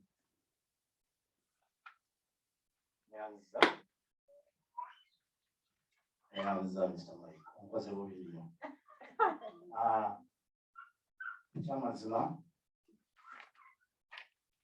always say it's never too late. Engineer James, I will bring our size my name. I have a big story. One day I'll have to present it. But precisely right now, I'm so grateful for this kind of gesture that has been put forward to our community. But the speaker is off. True? No, it's on. I can hear it. Yeah. It's indeed a privilege to me to see such a kind of gathering in this community for such knowledge. Myself, I'm now an author of the book, Entrepreneurship by Spirit. I came here in 2019, September, after leaving Uganda. That's a big story that I'll give one time. I'm a child soldier. I joined the Bush War at 12 years. I fought for 4 years. And when things turned against me in 2019, I said to leave Uganda and I'm here now. So as an entrepreneur, I was very, very pleased when I saw entrepreneurship, because that's what I am. Me, I've been doing business all through my life. So even when I came here, I registered my business here. In 2 years, I've been here. So this is my company, JJ Enterprises, JJ Compassionate Care. As you all know, when we come here, we drop all our professions and line of expertise, because the system here cannot allow you to do that. But me as a soldier, I know how to maneuver. So I am very grateful. We have no time. We shall have some other time when we shall expound more about. I have a lot to say. Thank you so much, Mike. And I believe this is the place to be. Yeah. Yes. This is the place to be. I'm doing compassionate care. This is the top one is just the trade name, but I do compassionate care. Do you employ Uganda? Oh, I do. I have now 5 people I'm employing. Yeah. But also, even your English is not a private English. No, Never. you are more than that. You said you went to the bush at 12 years. Yes. So when we came back in 1986, I went back to school. I have a big story. I can speak for when I moved a to full hour. here, English is good. Exactly. I'm an engineer, but I'm electrician. Yeah. Yeah. Thank you, JJ. Thank you, JJ. I've known JJ for so many years from Uganda, and he's good in electrical stuff. Okay. I don't know whether Mr. Ika is here. You have 1 minute. So, okay. Well, thank you for. This is my brother from Nigeria. Thank you, everybody, for giving me the opportunity to say a word. My name is Yinka. I'm a pastor of the Redeemed Christian Church of God. We just started a branch here in the region. So I was invited by Miss Sarah sitting at the back. Yeah, so I find this very, very educated because I'm a pastor, but I'm an accountant by profession. So I know what it means, to save towards your retirement. And I know what it means, to invest towards the future. So I think this is a very good forum for everyone. And I think everything that we learned today, let's try to, work with it. The problem we have, most of us as Africans, we get all the information, but we don't follow up with it. When you follow up with it, then you're working on, reaching your destiny, your future, planning your retirement. So I really want to thank everybody for giving me this opportunity. Thank you so much. God bless you all. Thank you, Mr. Yinka. Thank you. Okay. Mr. Yahaya is going to share just briefly, 1 minute still, about we are remaining with 2 topics. One is life insurance, another one is retirement. But I want Mr. Yahaya just to share an experience that will take us through the next 2 topics. So we'll get it out.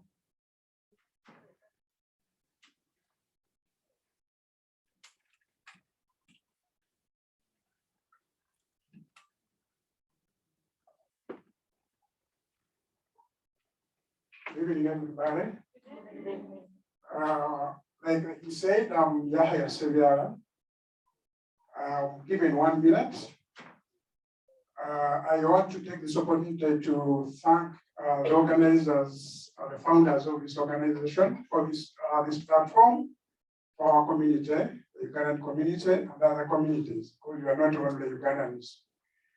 The experience I wanted to share is a long one, but 1 minute is not enough. But I happened to have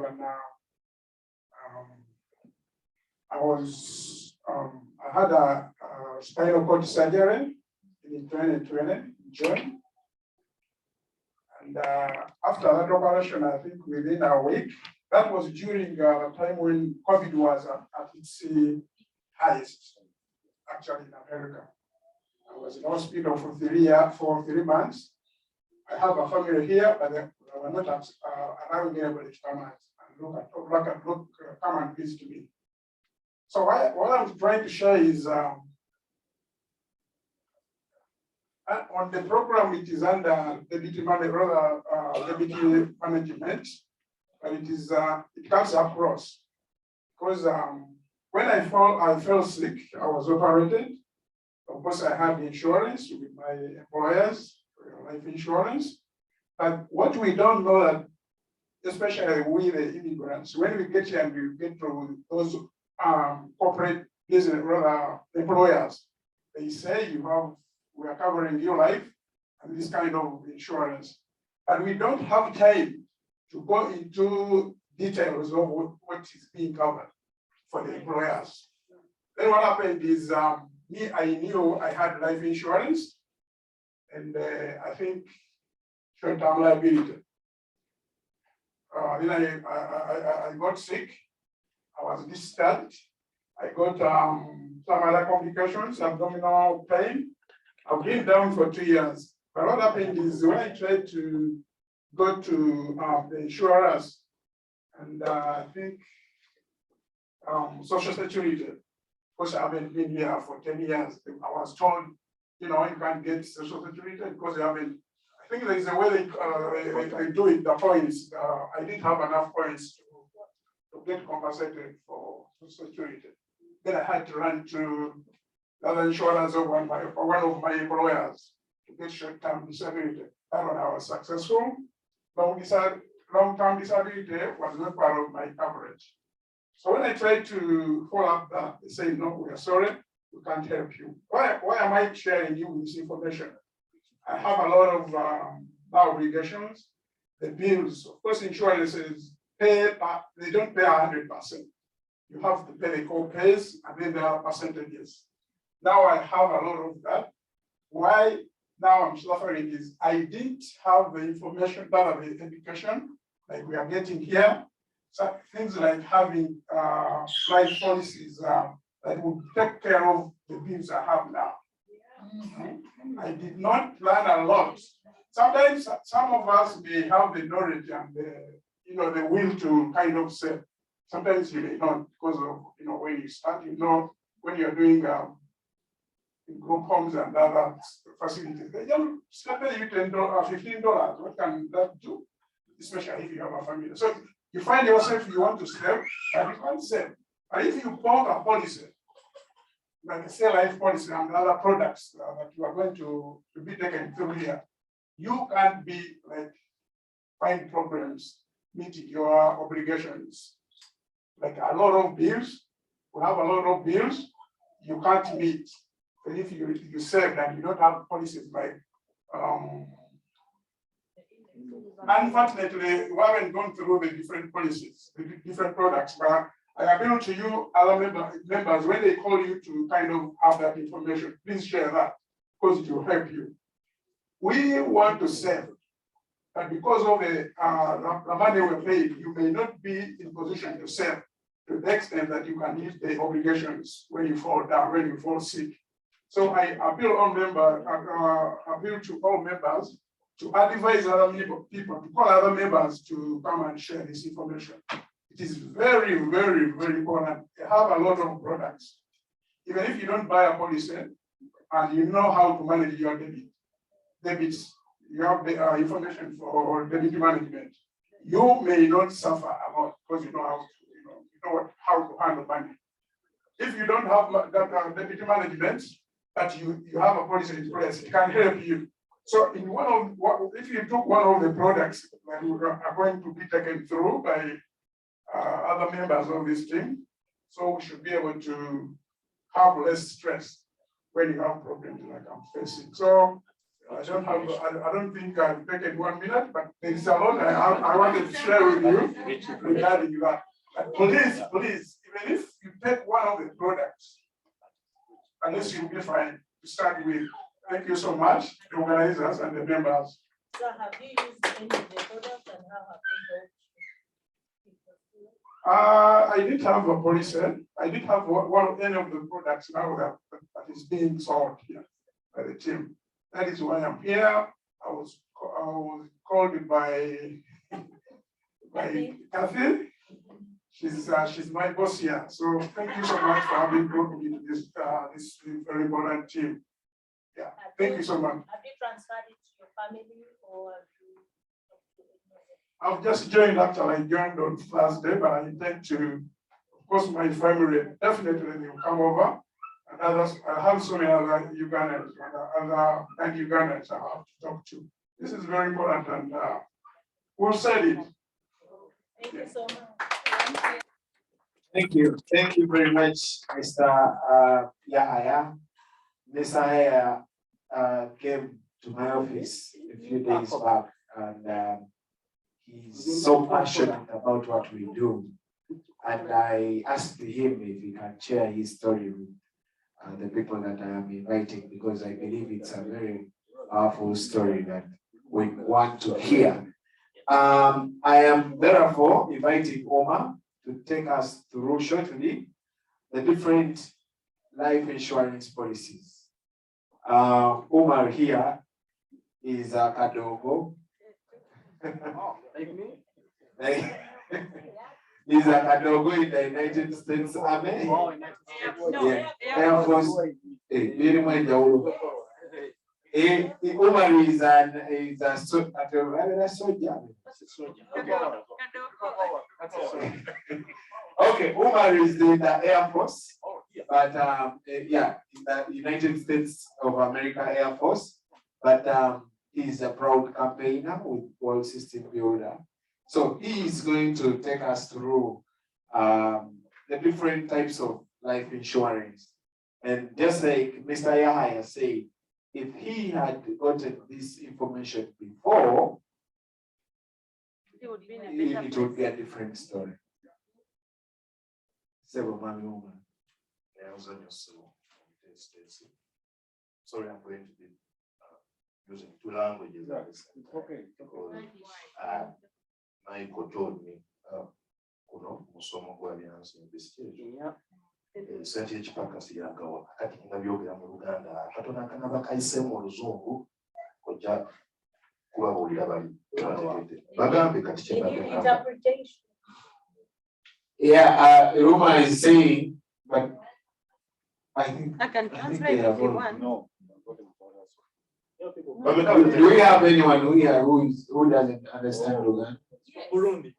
All right, okay. Okay, so Uma, just fix, please. I will mix.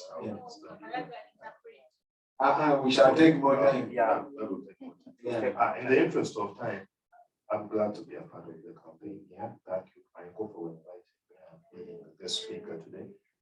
My name is Umar Katende. I'm an aircraft engineer. I work with United States Air Force. Currently, working on maybe I should have gone to detail. But I'm also a proud campaigner here. Kulachi to somesha abantu byanze byafuna investment, life insurance, retirement plan. Bintu bingi biri wano kujja mu office eno osobola okuyiga. Omala okuyiga ate nawe noddayo osomesa abalala. Bw'obasomesa bakusasula. Lwaki oba tuyagala kwegatta mu kusoma? So why would anyone want to join this campaign? Today, Michael has told me to talk about mainly two things. Life insurance and the different types. So, tugenda kwogera ku life insurance. Sasa bisinga bagituwa ku miyembe yonna ntitugimanya. Ogamba omuntu balina life insurance n'agamba nga nze nsasula doza nga 2 oba 3 oba 4. So, leero ngenda kwogera nga nange we najja wano. Wami Rogers manager n'agamba nsikula okweza ngamba hanze n'eyameta. Atugemu manjimanya SGI, but that is term life. So uiga wano utuka nogera bangani tulina kyolina. Kakati, that is what we are all going to talk about. The different types of life insurance, there is mainly permanent life insurance and temporary. So under temporary, we have term life. Term life, I usually use a term like terminate. At some point it's going to expire. Maybe in 5 years or 10 years or 20 years. You wouldn't want to sign up for something that is going to expire, right? So this is what we mainly get at our places of work, because guess what? The employer will give you that, and at the end of the year, they will write it off as business expense. So even if they're giving it to you for free, they are in some kind of way getting a benefit out of it. So term life China, it's cheap, affordable, not cheap necessarily, but it is affordable. So when I get one in my go and kakati life insurance policy and it's dollar bibi babisatu namugamba wavuga babbi kati dollar bisatu nga ate waliwo ekika kyekino kyensobola okufunako mulimu nga nsasula $3 oba $5 ate nga nayo egenda singa mba ntuddewo abaana bange oba mukyalo oba omwami bagenda kufuna $5,000 kati gwe lwaki otunze $5,000 ate nga ku $3 ate nga ku mulimu $5 oba yabwirire. So twandyetegereza ne tutegeera nga tetulina sayininga policies. So now wagambye wano, it expires maybe in 5, 10, 20 or 30 or depending on the time of your family. Nekirala erimu terina cash value. Cash value kitegeeza ki? America eno nga omwami abuddewo yayewagambye nti ofuna dola $15 oba $12 oba ogenda osaasaanya nga osasula enjuuzo zonna ziweddewo tolina nazo osigaza kusevinga. So in a nutshell, it's not easy to save money for yourself. So why would you go for a term life policy that does not have cash value? Cash value means there's no money you can take out maybe as a loan to use on yourself and mitigate other life costs. So you term life. Nature maybe Charles say insurability. Insurability. So in the permanent, under permanent insurance life, we have whole life. We are variable to the IUL. Kakati permanent, yaukani next term life. Permanent, some of them go up to 20 years old, 30 years, but still taking a good term life, take wow, and then a wow, it up wow, maybe come whole life, more variable life. Kakati, Uru, you suggest together into detail, the whole life is valuable. Jagala ku kiranyoku eyokusatwe kinaita IUL index universal life.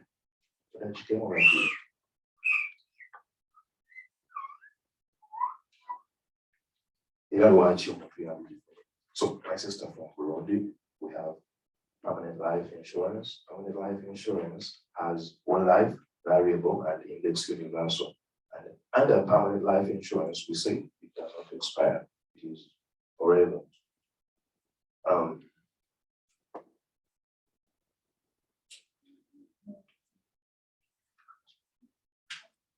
IUL, index universal life, katini koleja, because around when the IUL, a good takatena, but it has been around for over 20 years. And different companies provide the nationwide Transamerican Prudential Life Insurance. All those companies have been providing it. When you look at the statistics, it has averaged about 10.3 maybe percent annual rate of return. Kakati yoe koleja the index universal life benefit mainly emega so na okusoka omulimu growth. Okubiri era bisoka mbine male the index life more growth, more safety, more tax advantage, more protection. Kakati whatever you know, like a book circle.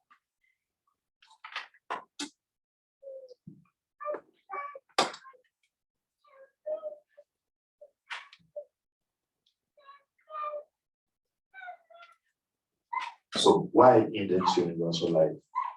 And why do we recommend it? I mean, our goal is to teach you the different types of life insurances out there. And the decision always comes to the consumer. After I teach you, you make an informed decision when you have an idea of what all the other kind of life insurances are about. So growth means the money that you pay every day. Every month. Let's assume you pay $100 every month.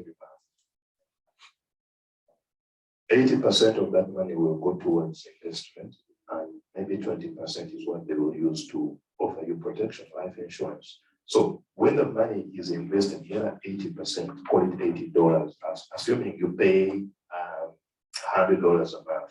So here we see it has grown up to 15%. And for the last 30 years, I think it has averaged about 10.5%. So there are years like last year, I think the economy performed at 19%. So whoever had money in Ghana, you will full benefits, maximum 15%. Chitegezaji.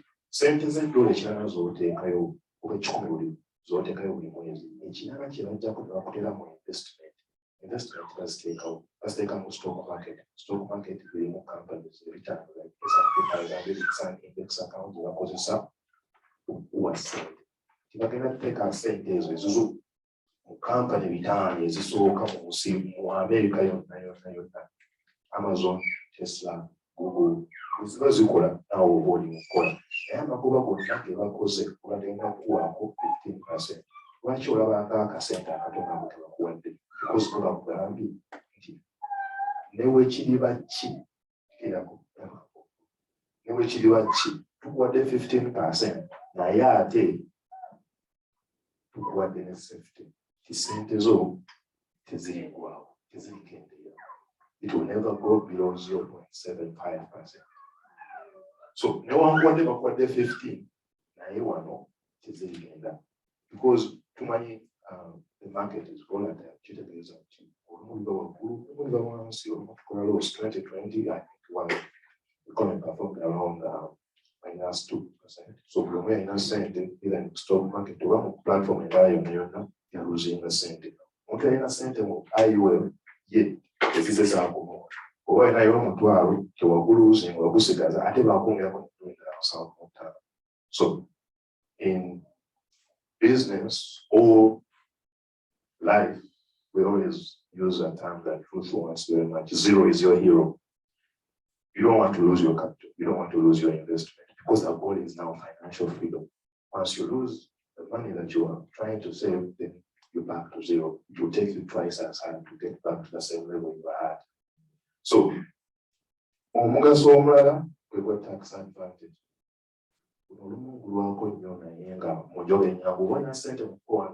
For instance, teach 94 and get like taxing a saw and will take your cent. But when you retire, taxing according to the income tax. Right now we are at 40%. So, sister from Burundi, when you're retiring, if you have money in a 401k right now, it's pre-tax dollars, right? But when you're retiring at the end of the year, maybe 60 years or 65 or 70, regardless, you will be taxed according to the income tax rate that will be there for that year. So right now, we are at 40%. There was a time we were at 80%, even 94%. So it is volatile. It's not up to the president, it's not up to the Senate, it's just the market forces determine that. So why would you want to put your money in a platform like a 401k? I'm not saying it's bad, but have a backup plan. Because what if you're retiring right now? Anybody that is in retirement age right now, you're retiring, you have $100,000 in your 401k, how much are you taking home? 40%, $60,000, that's what you're taking home. But if you have money on IUL here, you're taking everything. It's your back. So this is an account that was created and it is backed by the IRS and the IRS tax code 7702. You can Google about that. IRS tax code 7702. It guarantees that if you have money in a life insurance policy like this one, you enjoy tax advantages. The other fourth advantage of having money or a policy in an IUL is the protection. Protection from what? Terminal illness, critical illness, and chronic illness. So, life insurance, or auto insurance, because college, probably they run into you. So now what happens? You've broken your leg, maybe you dislocated your hip. You have health insurance, right? You might even have mass health. They will take care of you, they will treat you. But then what happens when you go home to recover for maybe 2 or 3 or 4 months? Who's going to take care of all your bills? So this is where the protection bit comes in. And most companies, they will give you a certain percentage. Sometimes it's your choosing, sometimes it's set, predetermined by the company. So, but most of them, I think, average at 2% of your face amount. Chitegeza,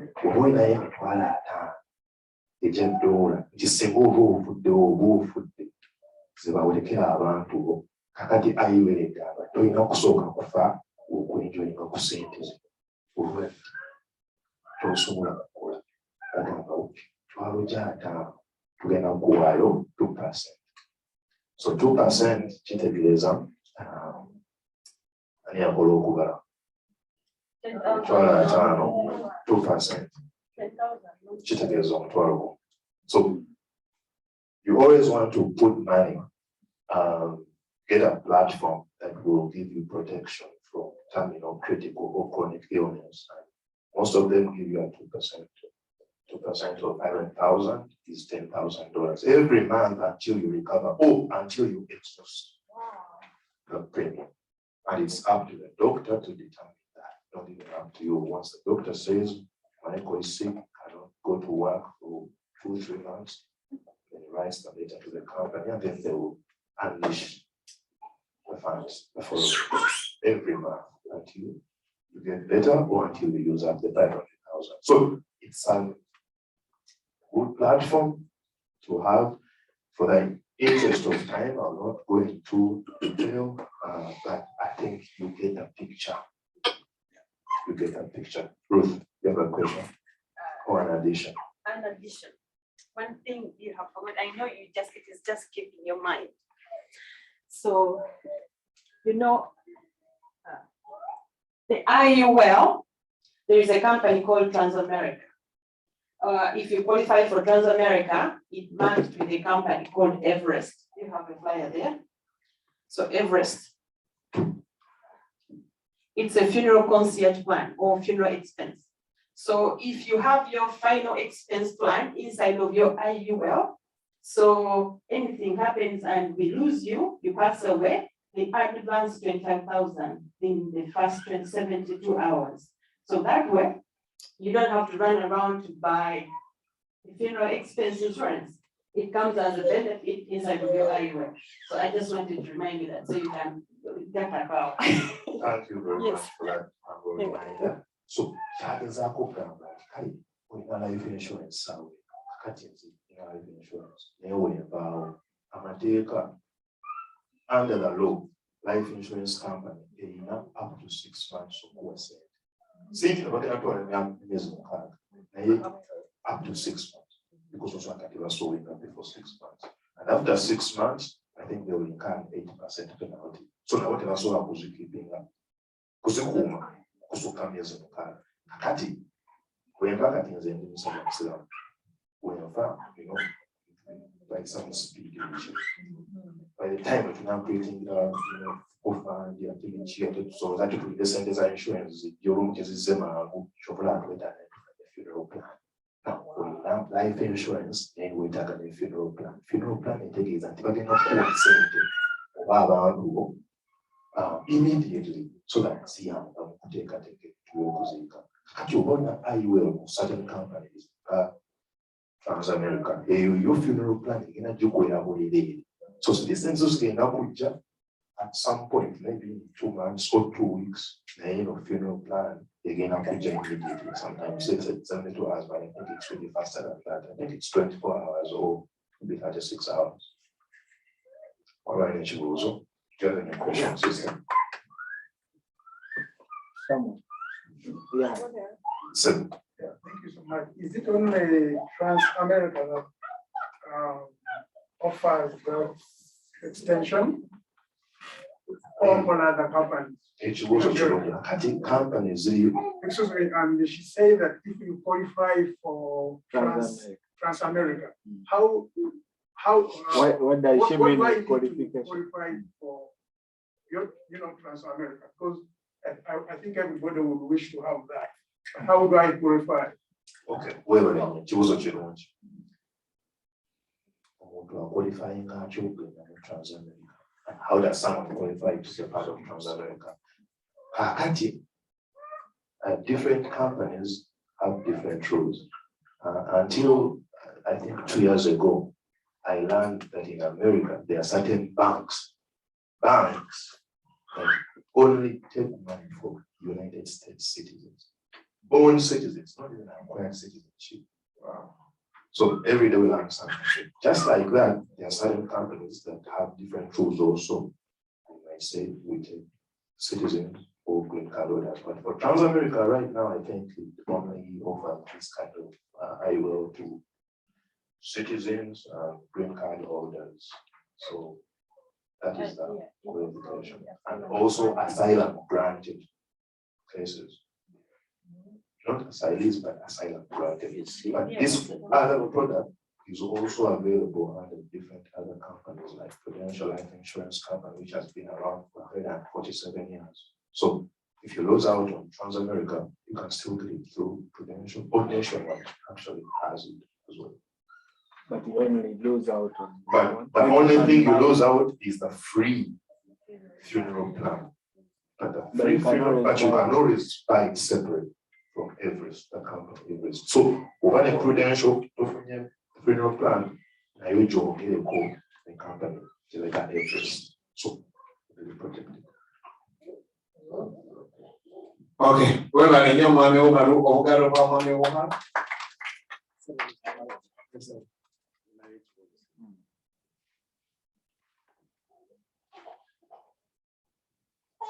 Kibuzo kyange kino nsanyusa nnyo omukyala Ruth nze yandeetawa sinaba kufuuka memba mujjuvu naye it's okay.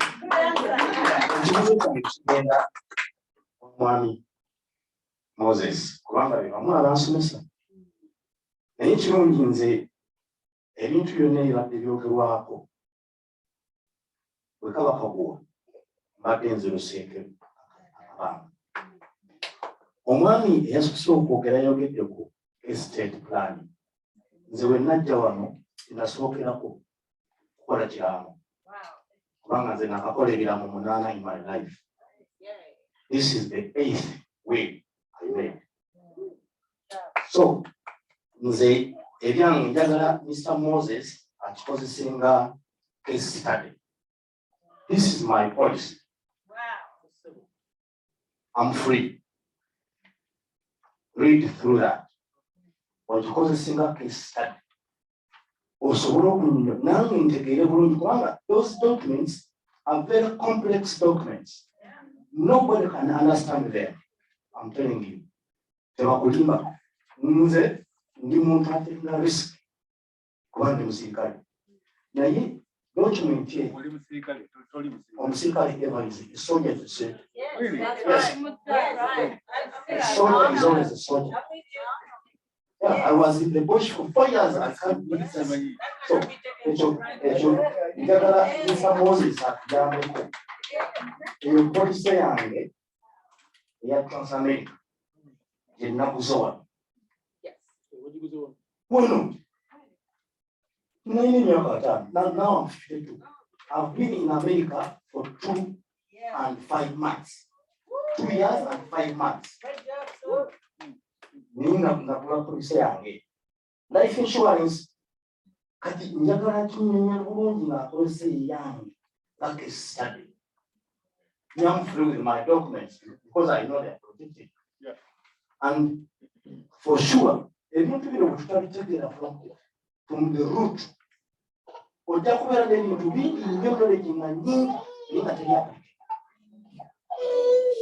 So I'll pass. So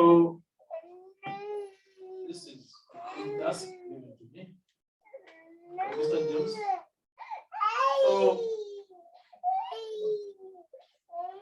So Mr. James has a policy Transamerica, as you can see. This is how it looks, which he got when he came to America. So he wants us to a little bit shed light on what exactly it means to have such a policy. So, as you can see here, the policy data says Mr. J.B.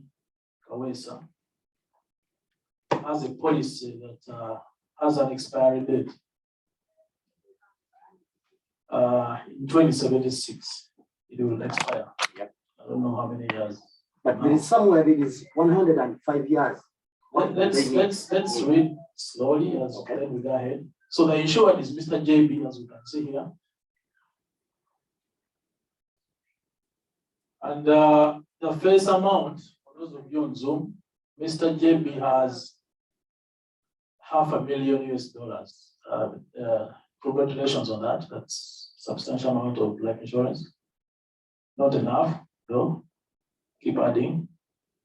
The client is male and is the owner. Now,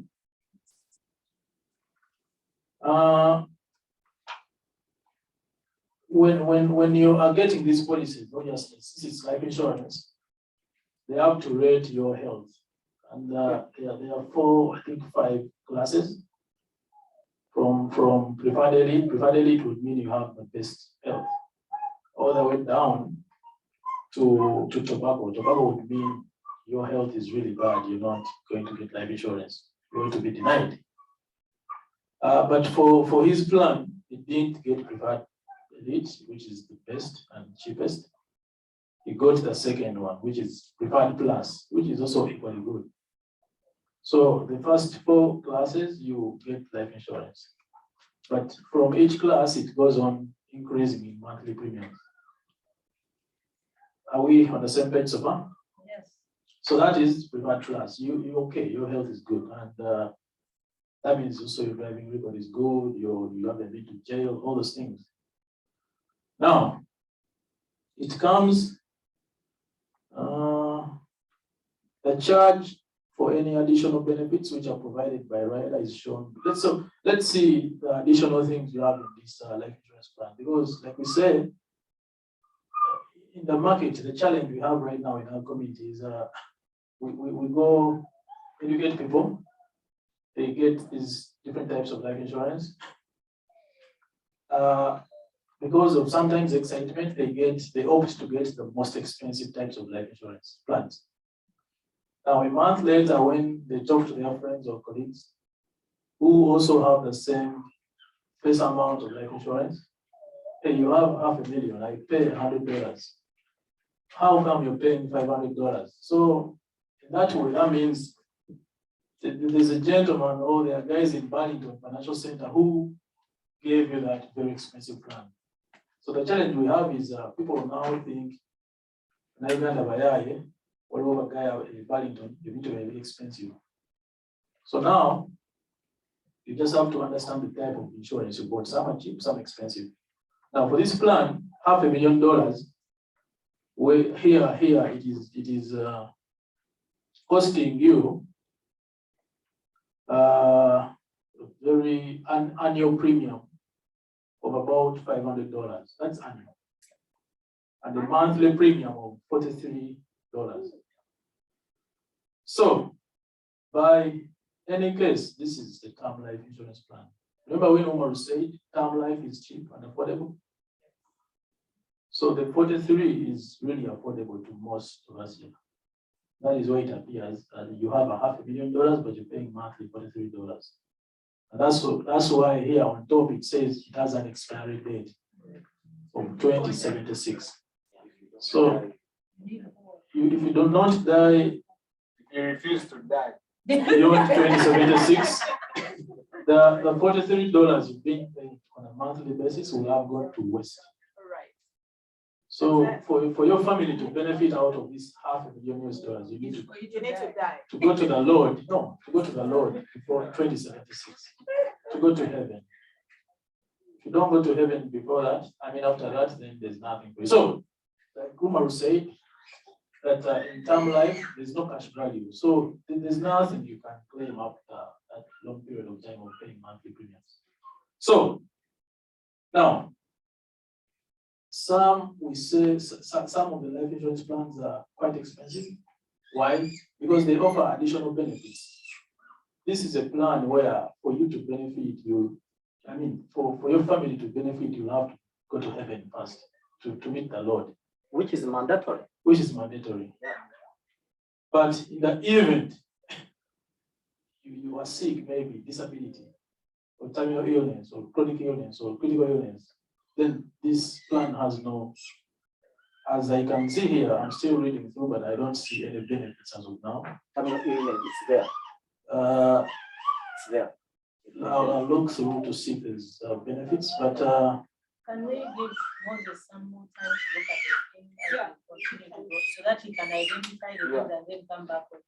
Because basically, all right, if we don't understand these concepts, let's that's where we shall but so far I think we have an idea what it is. All right, so let me look through it still, then come with a conclusive. Thank you, Moses. Sorry.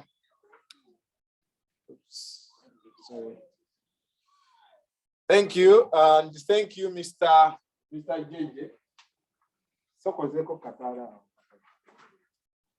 Thank you, Banange Mwebale Kubanga Muchani. Thank you, Mr. JJ. Yes, yes, sir. So, Muganda wange, James. Nzijukira we basijukidde bubi abana abatuguza zi policies kati nga abaguza they have an obligation to explain to you each and every word there. Yeah. It is mandatory that we explain to you each and everything there. If you have anything that you don't understand, it is their obligation to explain to you. Don't fear. You can even go back to them and tell them, okay, I'm your client, but I don't understand this. Yeah. They have an obligation to explain to you. Moses. Principles is managing is for insurance transactions by that obligation we are detunda. But you can even sue them. Yes. The Moses, whoever sold it to you, they have an obligation to explain to you. Yeah. So I don't know about Gambia, when we are Musomesa, then Nadigura. Yeah, by the following came, he's a step ahead. Yeah. So I think it's okay, that's the last one. yes. Michael, also you're going to be. So, Congress Kokachini, Chubasomesa life insurance policies as then Yao. We're not against any policy. Yeah. Term life insurance, the only time we sell it or we offer it to someone is when we look through your finances, and at the moment you cannot afford a permanent life insurance policy. But we start where you can afford. The term life insurance policy cannot have a Nyango Funa because it's affordable. The Singapore Kubelanga Tuina Yaki. Katachezimu insurance policies in term life is offering a living benefit sales with chronic illness, terminal and critical. Then, and they are also convertible within the first 5 years. When you get on Michael works on Derek, shout out. So era na Gladys natanda kusomesa kulaba wejjo kyambwavu office $5 byosobola okusaving up permanent life insurance policy. Kati ekyo tetukola nti tutandikira wano wosopera katuta financial foundation yotutandikira protection. Let's begin with the term life insurance policy that gives you living benefits. Kakati awo convertible in 5 years. 5 years wezugwako nga tosobodde kikola ekyo kati awo even God cannot help you. I'm sorry, I take it back. Okay, thank you. Thank you for all the contributions. I think now you see why this education is very important and such meetings are very important. But we rarely, kanakalango kabadde katambula, twandibadde tulina abantu nga mutwalo wano nga tebajja naye olwokuba naffe tukimanye nti si bonna nti bajja kujja kyokkola twatadde watu. But if I may ask, who do you think doesn't need such information? Well, so ladies and gentlemen, we are here to provide this information because we think it is crucial and we need it. Every one of us needs this information, and the best way is to always come here and who form on this form. There is a QR code. The program form. Please scan it and enter your details, and then we can always follow up. Before I go into the last statement, the last topic, I have these books. I found this book somewhere. I had gone to a friend, and I thought it's a very good book to have, and to share some information. I don't understand the legalities and all that like Momo, but at least I know that legal means something being illegal. So I read that it's legal rights for tenants. A lot of us don't know what our rights are. And this is Massachusetts Law Reform Institute. And so there is such questions like, what can I do if my landlord gives me notice to quit? And then the answer is, you do not need to move out. I know every one of us would want to have a copy of this. I don't have so many copies, but I will give them to those people that have signed in that form. And then I have a few books here that I'm going to give out. But we are talking about all this. We've just seen that Mr. JJ pays just a little money to get himself a protection. And again, we saw that the protection is not permanent. By age 2070, whatever is shown there, you can all testify that JJ is a very strong man. He will be alive past the land. Then what happens? So, Mr. Michael, nze njagala mbabulire kino. Mbabulire nakakola ebirango 8 naye sifanga. But I want you to get it from me.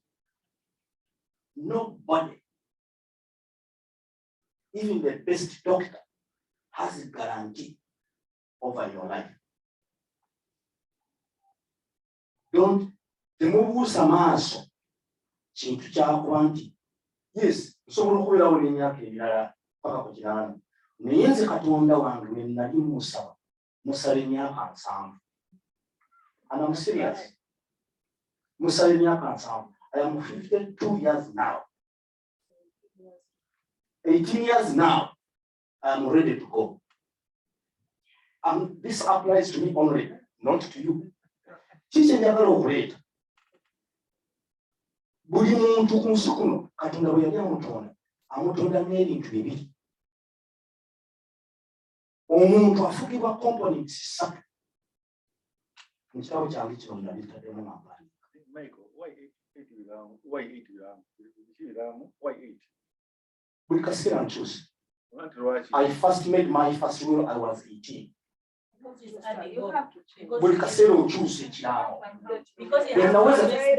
When I was around 12, I have 12 children. And my last born is now 10 years, almost. She's going to be 10. I left Uganda when she was around 7.5. She's now 10. So by the time I'm 70, my last born of the 12 will be 28, maybe. But all of them are still young. No? Now, what I know, any time I can go. Anytime you can go. At a general kumi. Yes, that you look for document, which I'll work on slowly. Nay, a single group Or in our or time. Yeah, right. That's right. Utani kachechitu kisingo uku. Kulanga chechitu tuwane kunkomelero. Mbate magambo omuntu afukibwa components 3.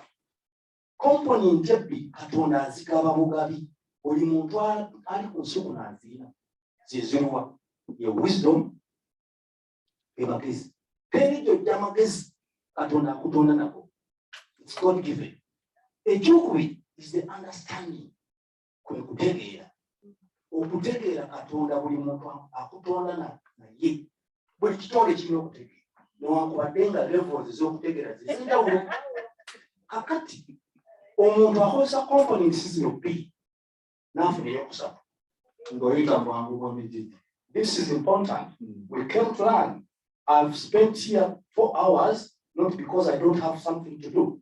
I have a lot to do. And this is what the community needs. Exactly. So I will get some other time to tell these people about this. Because I know, I'm talking about practical experience. I'm not talking about something I read somewhere else. I know what I mean. So the third component is what we are doing now, is the knowledge. Knowledge is acquired and it is expensive. And you need to be patient and resilient to that knowledge. This is what we're doing now. Okumanya ate bali ab'eddiini bali batusingako ku kiko ekyo abo abasiraamu. Okumanya kikukakatako buli kaseera okumanya.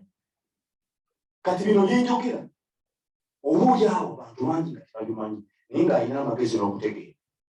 Alina ne knowledge endala gy'asoma naye buli kaseera olina bingi by'olina okumanya okutambuza obulamu. Tojja kubeera financially literate ng'ebintu ebimu tobimanyi.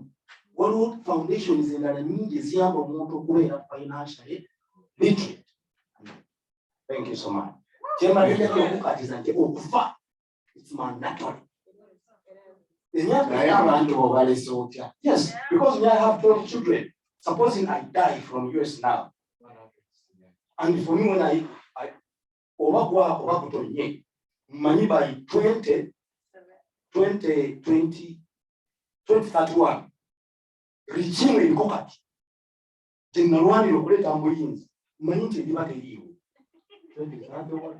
Yes. Is practical? Because I tell her by 2031, I must be in Uganda. So that Britannia, Nachivalia, the Yoga America, Kumeni, Sisuka. So, Nachima America, everyone in Nachima America, that's very good. Some everything before because I need $1 million. Thank you. Thank you, Mr. JJ. 2031. Yes.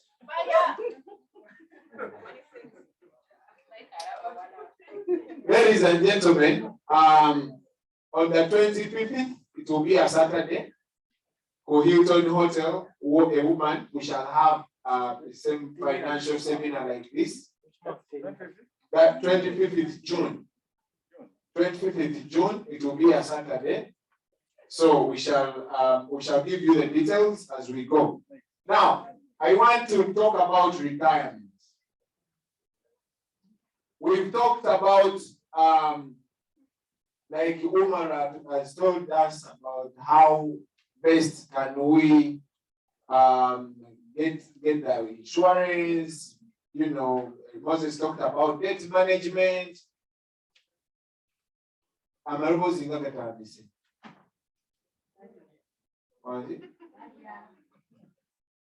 Now, the question is normally one, bills. I have a lot of bills. Whatever you're talking is good. I really like it. I really want to have a policy. I want to have a 500,000 million policy. But my problem is bills. Ladies and gentlemen, I want to tell you, I want to ask, I want you to think about this question. Why did you come to America?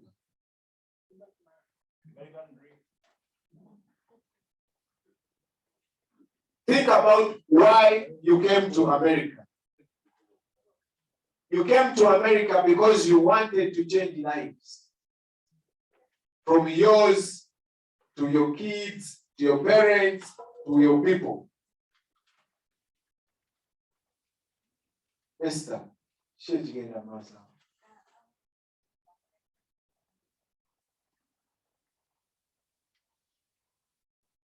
you must make sure you're also protected because you are here. Much as you're taking care of the people out there, you're the most important person. You're more important than anyone. Most of the time we forget about ourselves and we take care of the problems of all other people but us. Ladies and gentlemen, the amount you send should be equal to the amount you keep. If you look at your web and you're sending more money than what you give, it's high time you change that. We must learn about money. You know how to make money, but do you know how to make money work for you?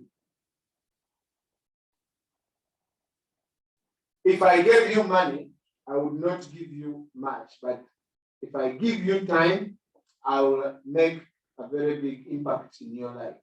That's why we keep off time to come and talk to you, because we want you to change.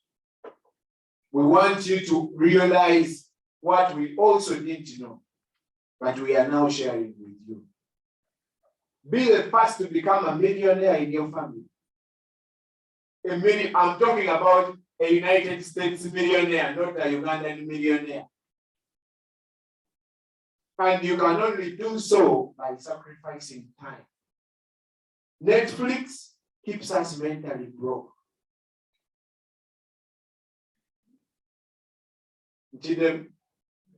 Netflix keeps us mentally broke because we are always taking a full 2 hours, 3 hours, or if we are watching series, those are series of hours that are wasted. Enjoying well, you enjoy, but then those are a series of hours that you're wasting. Even if you have a lot of money, once you're mentally broke, you cannot change a single life. But why are they wasted when I'm enjoying? It is okay to enjoy, Yeah.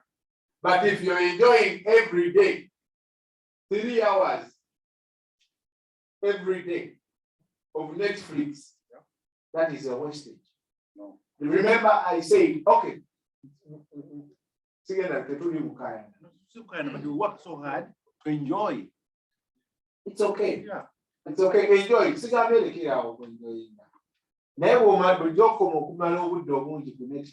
what I'm talking about. Myself, even I don't sit on it, but my kids are always on Netflix. But I'm saying, I'm not talking about your kids, man. No, I'm saying that young Gamba into Netflix is part of somebody's what? Life. That's okay. Yeah. To what extent? That's okay. Can the presenter present and then ask questions later? Okay. Okay.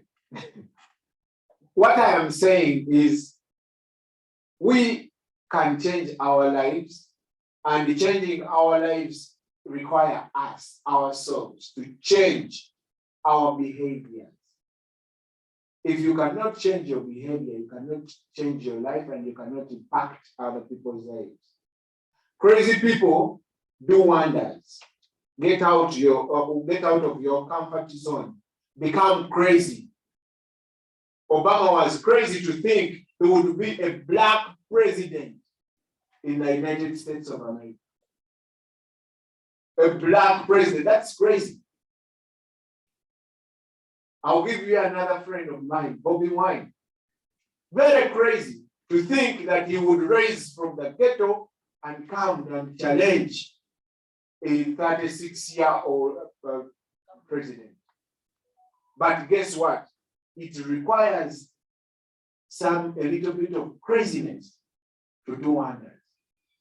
Now, it is that craziness that I want us to use to change our lives. I'll tell you that you pay for your rent. That money goes to the landlord. You pay for your car. That money goes to your bank. You pay for grocery. That money goes to the store. You give money to people in Uganda. That money goes to them. But how often do you give yourself money? You, the engine, who is working very hard. Rather, 24 hours you're working. Living.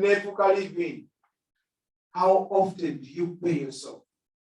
You work so hard, And guess what? You're wearing out because you're working so hard. But you hardly save anything for yourselves. Now, the purpose of this literacy is to remind you that you're very important. So keep something for you and keep that first. Before anything, first get some money for you. First pay yourself. You can pay 10%. What do you want to go? Tell your boy you get an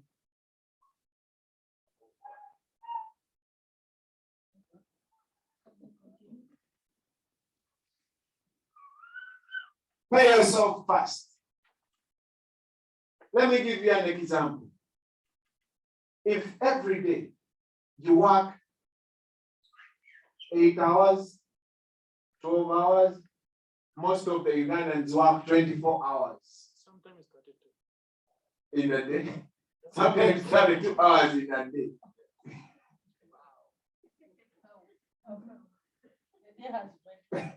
But how often, how many hours do you pay yourself? Zero. But you're working 24 hours, you're wearing your body out. Now, if I told you to simply get 2 hours, 2 hours every day, every single day that you go out to work, save 2 hours for yourself. The first 2 hours of your job is Zangi. That is mine. Then let the other bills take the 6 hours, the 10 hours, or how many hours. I am a mathematician. I love math. I'll tell you, if I think on average, $15. If you work $15 per hour times 2, 30. Most of us work 7 hours. I'm going to take the basic 5. Okay? Rather, we work 7 days. But I'm taking the basic. Okay? So if we work for 5 days in a week, then in a month, which is 4 weeks, how much is this? $600. How many of you keep $600? Every month. Every month. Ooh, on the baby. Excuse me, what is the 15 is it the I took the average pay. No, it is the range per hour. The minimum. And I know a lot of you work for 20 hours, $20, $30, but you don't keep any money for yourself. You work so hard, you're going to get old, and you will simply go home very poor. I normally tell people I am an artist. When we are in Uganda, Charlie there knows. When someone dies, when an artist dies in Uganda, it's like a taboo. They will always be on your neck. Look at that, the musicians. We give you our money, but look at your kids. They are suffering. Where is the money we give you?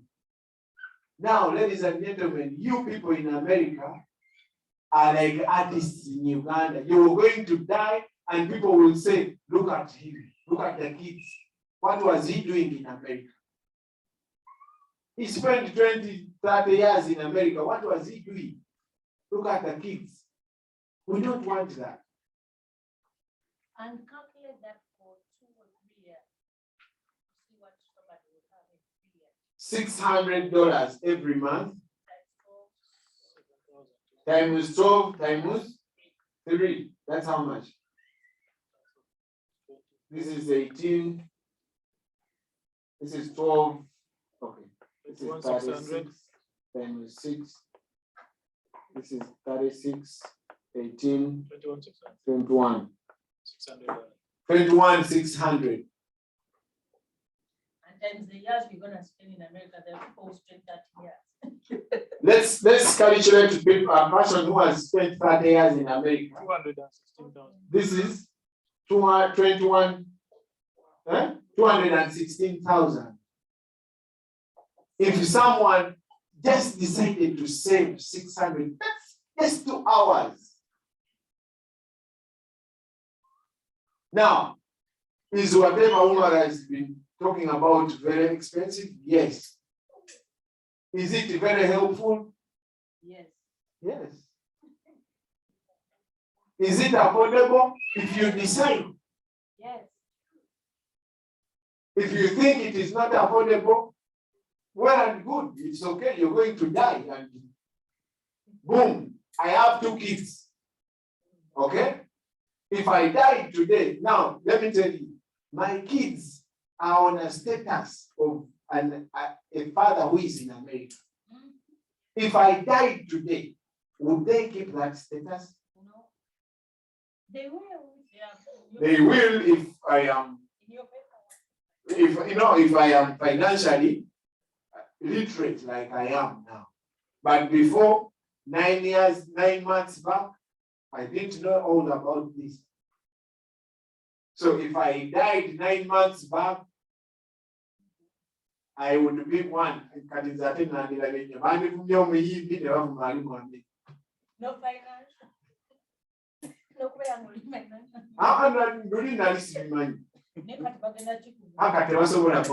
My kids are rich. If I die today, you don't know. 2 million. You don't know. Ruth knows. Ruth knows. If I die today, my kids are rich. Why? Because I am now financially independent and literate. I know. And that is why I wanted to share this with you. Because I think it is very important.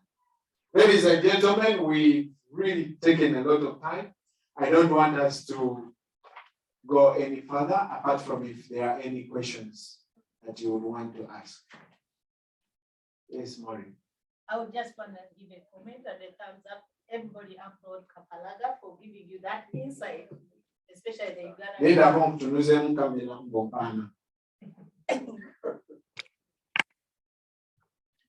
Okay, I'll come up.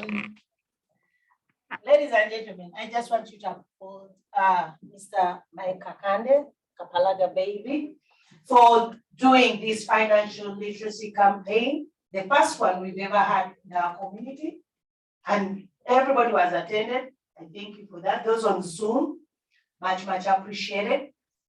But why am I coming back? I'm coming back because he just gave you a glimpse. It's a takeaway for each one of us. If you are not in the financial world, or if you haven't done any savings whatsoever, he has said, take 2 hours and save them. That is your take home. Whenever you're on your table drinking or eating, remember your 2 hours. If you want to save the whole day, if you want to save the whole week, kudos. But the take home is what? 2 hours. So let's start that culture. If you can do a week, if you can do a month, and if you add on to Umar's presentation, you come back with your $500 on top of the 2 hours, you're just adding on, remember? Not taking away. The book, the minimum is now what? 2 hours.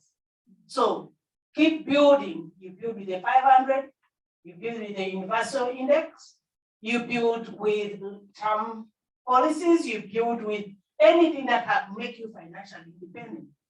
So our community, our Ugandan community, we indulge you to start utilizing the opportunities that are right before you. And these are the resources which we have here in Burlington Community Financial Center, and Michael, Moses, Umar, Ruth, Cisse, Gladys, Rachel, whoever is on the forum and belongs here, Rogers, everybody has given it to you. I urge you to utilize it. Do not discriminate. Do not look at it as abasoma, abakozemu, abakozechi. The theme was Senteze Chipakasi Zidagawa. We are bringing back Senteze Chipakasi Zimerezo Mugaso. So what am I saying? That the money which we work here, where does it go? That was the theme. Now the theme we are saying, we want the money that we work hard for be of benefit to us. So how is it of benefit? We work for our families, we don't work for ourselves. How we work for ourselves is through savings, and then you can afford. So let's do that. Thank you, Mike. Thank you, Moses. Thank you, Ruth. And thank you, Burlington Community Financial Center. Because without you, we wouldn't have had this. It's the first one. We hope to go big, and we hope to involve everybody. We've got churches, and the gospel truth, you should always tell them, it's those 2 hours. They will get an impact, a light bulb will kick off. Thank you. Thank you. Thank you, Momo. Thank you, Fande. 25th of June, we have a workshop at Hilton Hotel Woburn. It's a financial seminar. Come with a friend. Save the date, 25th June. But if you do, let me tell you, if you organize your finances,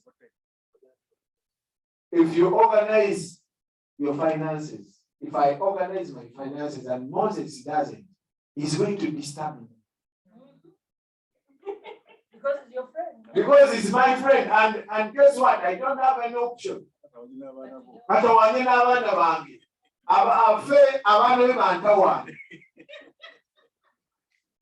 You didn't get that, I know. That's why you're looking at me like that. I said he's going to die and his kids will disturb me because he didn't prepare for them. So make sure your friends get this information. If they don't take it, it's okay. I've shared this information to whoever I find. Some take it, some don't. It is okay, I've done my job. If someone dies, I'll tell the kids, I told your father. So please. But because at the end of the week, we all need this. So, Ruth. Yes.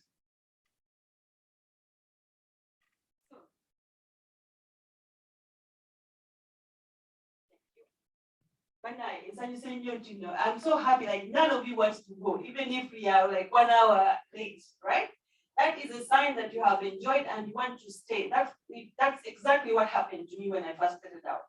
I stayed until the last person left. So I came here every single day and I never missed a day. But that's not what I'm telling you. What I'm saying is the old financial services industry meant when you see a financial professional, just came ask you, you have life insurance? Yes or no? Okay, you need one. Term life or whole life. They don't care if you know what it means or what it is, what it offers you. And you say, I don't have $200. Okay, how much can you afford? 20. Okay, for you, I sell you 100,000.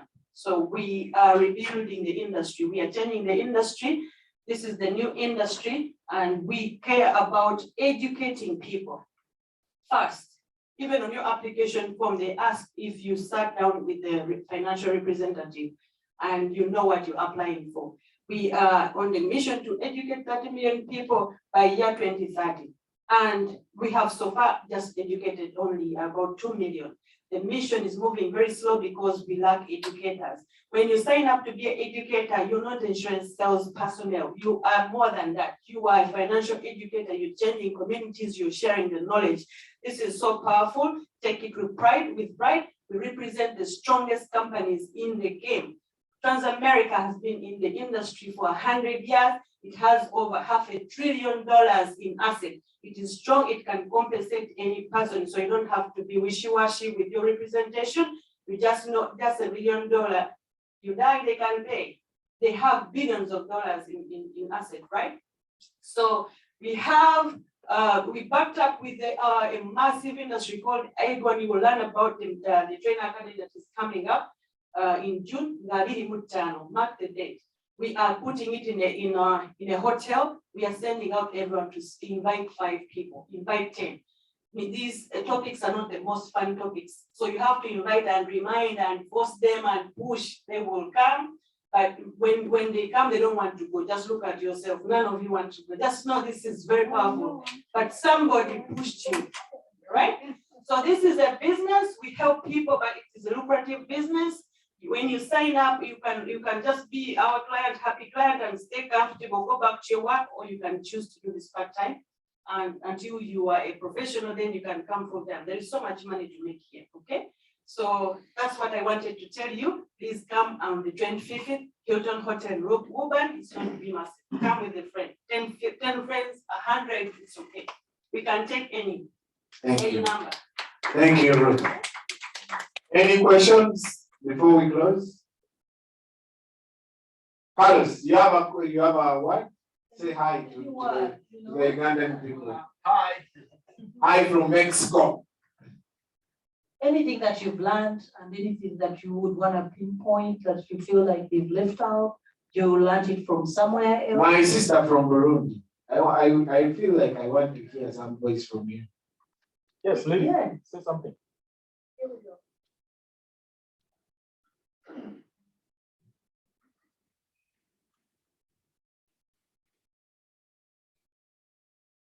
Hello, everyone. I am from Burundi. My name is Didi. And I came here a couple months ago and I sat with Moses. He kind of explained to me and my husband what they do here, and it was really interesting. That's why I came back to listen. But even though I sat with Moses, I also gained something more today from the presentation, which means we are endless learners. Every day we learn something new. It doesn't mean we stop because we came here today, and I'll come again in another session to learn some more about. Before, I have been here for more than 10 years, but I didn't know that I can make money work for me instead of me working for money. You know, it's a challenge. It's a challenge to pay ourselves, but I started doing that. I'm being honest. I started since the day I talked with Moses. So it's a challenge, but I'm doing it. But I want to know more. But I'm gonna have some questions afterwards, because what Ruth said, I bought the life insurance through you, but I didn't have Transamerica, and it feels like it's the best of all from what you said, and I want to know why I didn't qualify for Transamerica, and I got something else. Yeah. So. Did you have a green card? I am a citizen. I have a citizenship. So I want to know. And I know we were talking about joining the business, but I am taking some classes. I have to finish those first before I took the class for this piece. It's something else I would be interested in afterwards, but I don't know where I'm going from now on. So thanks for inviting me, but also I had the feeling that it's gonna be more Ugandan people, but I came anyways. That's why I stayed, because even if you speak Uganda, some words are similar to Kirundi. I can catch that the general idea, not like word by word, but the general idea I can know what you are talking about. That's why it's not bothering me so much for me to leave. So yeah, and I think we don't have a big Burundian community around here. So I am happy to, if you accept me, I will be happy to join Uganda. Be part of it. Yeah. Okay, and then I think I'm gonna have more questions about my kids. I have 14 and 11 years old boys. So which are going to high school, are gonna need college and that kind of thing. They started talking about college themselves. They were born here, but they came when they were little. And they are in their mindset of thinking ahead, like more than we did growing up back home. Yeah. My little one, 11 years old, is starting to talk about saving money for college. Now I'm trying to think how to help him. And we're starting to do small projects for him. Don't worry. So that's what I have to say. Thank you. Thank you, my sister. Pass the microphone to the next person. This is how we're gonna do it. And we do it always here. Each one of you, just introduce yourself. We're gonna start from this side. Introduce yourself, tell us what you picked for the day. And we continue, just 2 remarks. Yeah. Ladies and gentlemen, my name is Sandra Safe. I'm sure most of you know me. I live in Wotan. Yeah, my name is Sandra Safe. I live in Wotan. I've been here for the last 14 years. And all my family is here. I lost both of my parents. That's it. Thank you, Mr. Thank you, Mr. Sambia. Anything that you got from this workshop? I did. Just give us a line. Yeah, I'm a member and I'm a registered member. What did you get? What is not better because I came You, here. you have a policy or you have are you investing money? What are you? Let him talk. No, you. No, because I came in, but today he called me, he told me I was approved, and he knows all the details about. Oh, okay, so it's not yet approved. He's approved. I'm approved. Oh, you, but it's not yet placed? He has not, he's going to sign. Yeah. Okay, great. Okay. Thank you so much, Mr. Sambira. He's a proud owner of $500 million US worth of life insurance plan. Congratulations. And he was approved. Everybody live the best health. So thank you for being healthy. You're healthy. Yeah. For those of you who don't yet have these plans, please consult the people around here. They get you these plans. And yes, I have learned so much today. Michael, the presenters, everyone. Still I'm in the business, but it's like really say this. Everything you learn something. Every day you learn something. So learned so much, and I'm looking forward to learn more. On the 25th of June, we have another, financial conference like this. What time? From 10 a.m. to 4 p.m. to 5 p.m. Sorry, so almost the whole day. Don't come along. 25th of June, 10 a.m. to 5 p.m. Don't come alone. Come with a friend who you think should learn this kind of information. And we're looking forward to seeing you there. Thank you.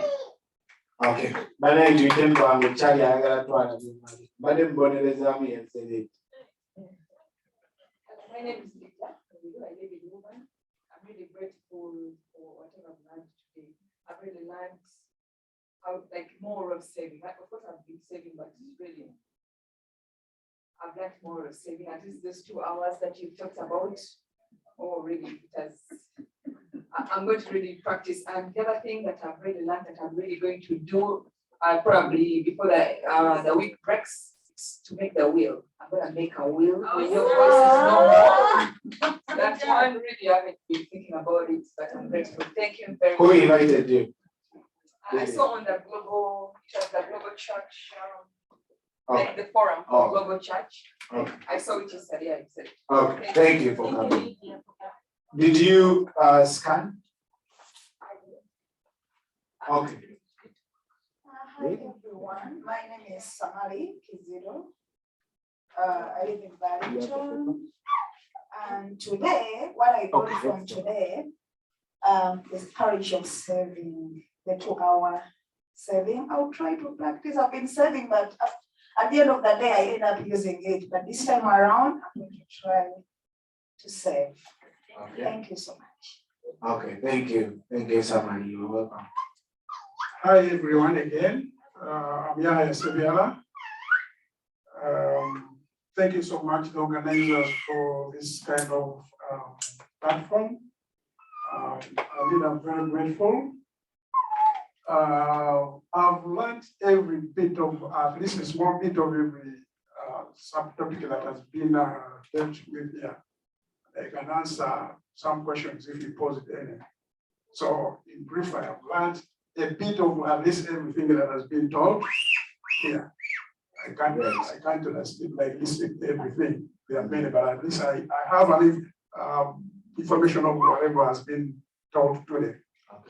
Yeah. Thank you. Especially the 2 hours. I think the 2 hours is everyone is. Yeah. Thank you so much. Thank you, Michael. And I have IU of about 300,000. Wow. And I'm very grateful for whatever has been presented today, but most especially I'm grateful about what Ruth presented about estate planning. I'm sure probably by the end of the week I should be at par with that. Thank you very much. Okay, great. Wow. My name is Olivia Kasamba. I'm familiar with this program because I met with Ruth already. She had already started putting me in the program, but I declined to go to the doctor to be checked because I knew I was healthy. But since then, I'm okay, but I have estate planning already.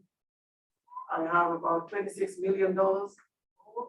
And, yep. And I'm not really so bad, but I'll start planning for the 2-hour savings. But otherwise, I'm good. Great.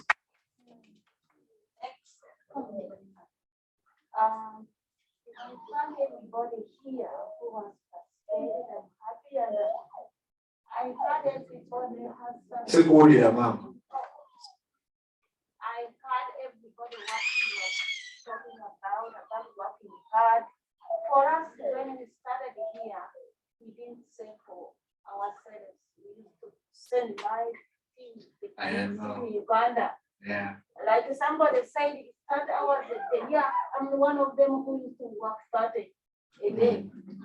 You say, how did you do it? I did it because I'm a mother of 10 children. Now I'm retired.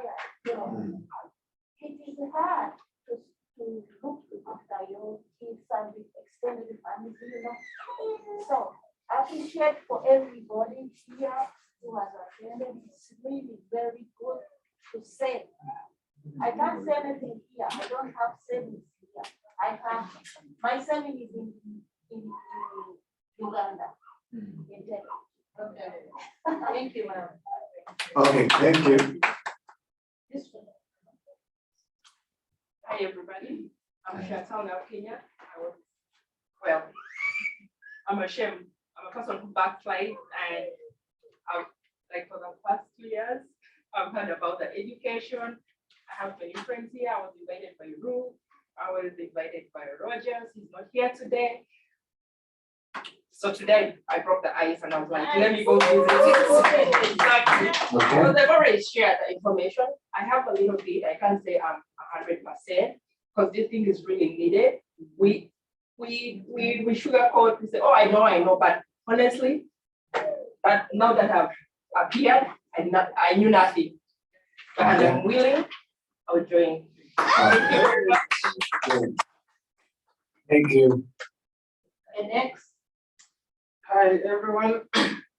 Are you preferably son of Africa?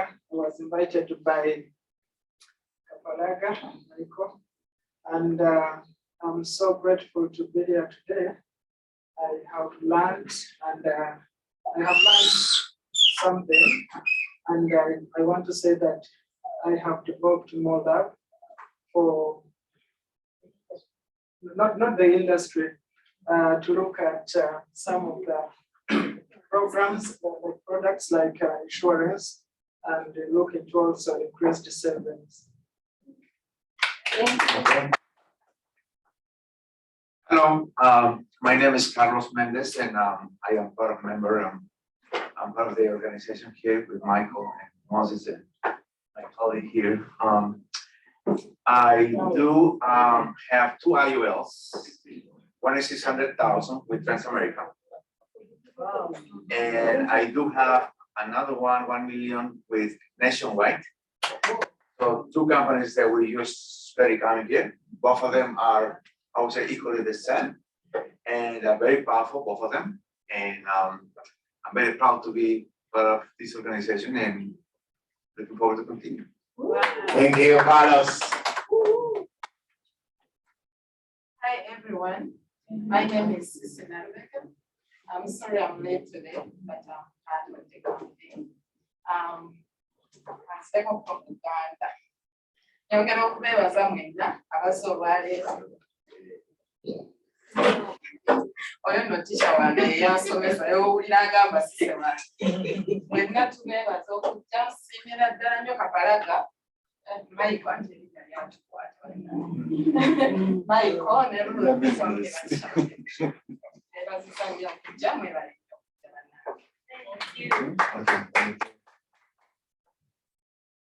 Hello, Esther Karungi. I'm from Focus Organic Inc. Drinks are here, more outside, please if you need them. I have them Mubunji, and the phone number is 978-601-2140. I'm interested in IUL.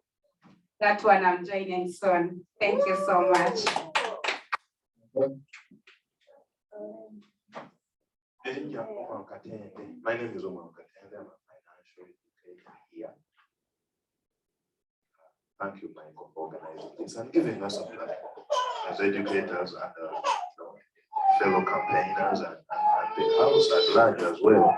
It is very high, and we hope to share more knowledge with you and fellow members, team members, on 25th of June, Hilton Hotel. So please be there, all of you. Okay, thank you, Omar. Njagala Charlie bw'ayogera esi. Sebo yogera ku ssente obeera oyoola buyozi mwami Kapalaga. I go by the name of Charles Soimoke. Most of you know me as DJ Charlie, Boston's finest. Hey, so anyways, I was invited by Kapalaga, my next of kin here. You know what? The takeaway for me today, I was actually sharing with Derek here. I was telling him, wait, watch my is seeing a wheel. Seeing a wheel. Like, whoa. Yeah, that's like, you know, an eye-opener for me. So, you know, feels good to be here, you know, very educative, and I'm going to share the gospel. Thank you.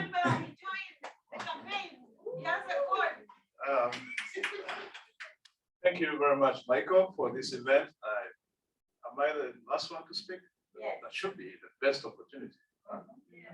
So just before we go far away from this gentleman, Charlie, I want to proudly announce that he's a campaigner. Straight up, signed and sealed. Can I tell him your quote? No. Yeah, so Charlie is a very passionate person.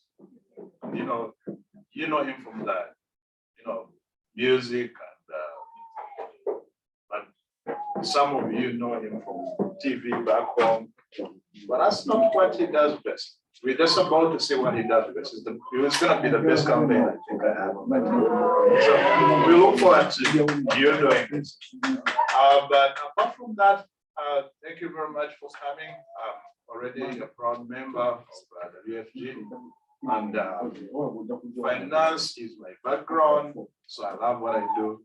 And I am willing anytime to welcome anybody to share this great opportunity and make sure we all build strong financial foundations to help our community. Thank you very much and have a good night. Yeah, closing it out. Thank you everyone, and thank you for coming. Please, well, you need to wait a minute.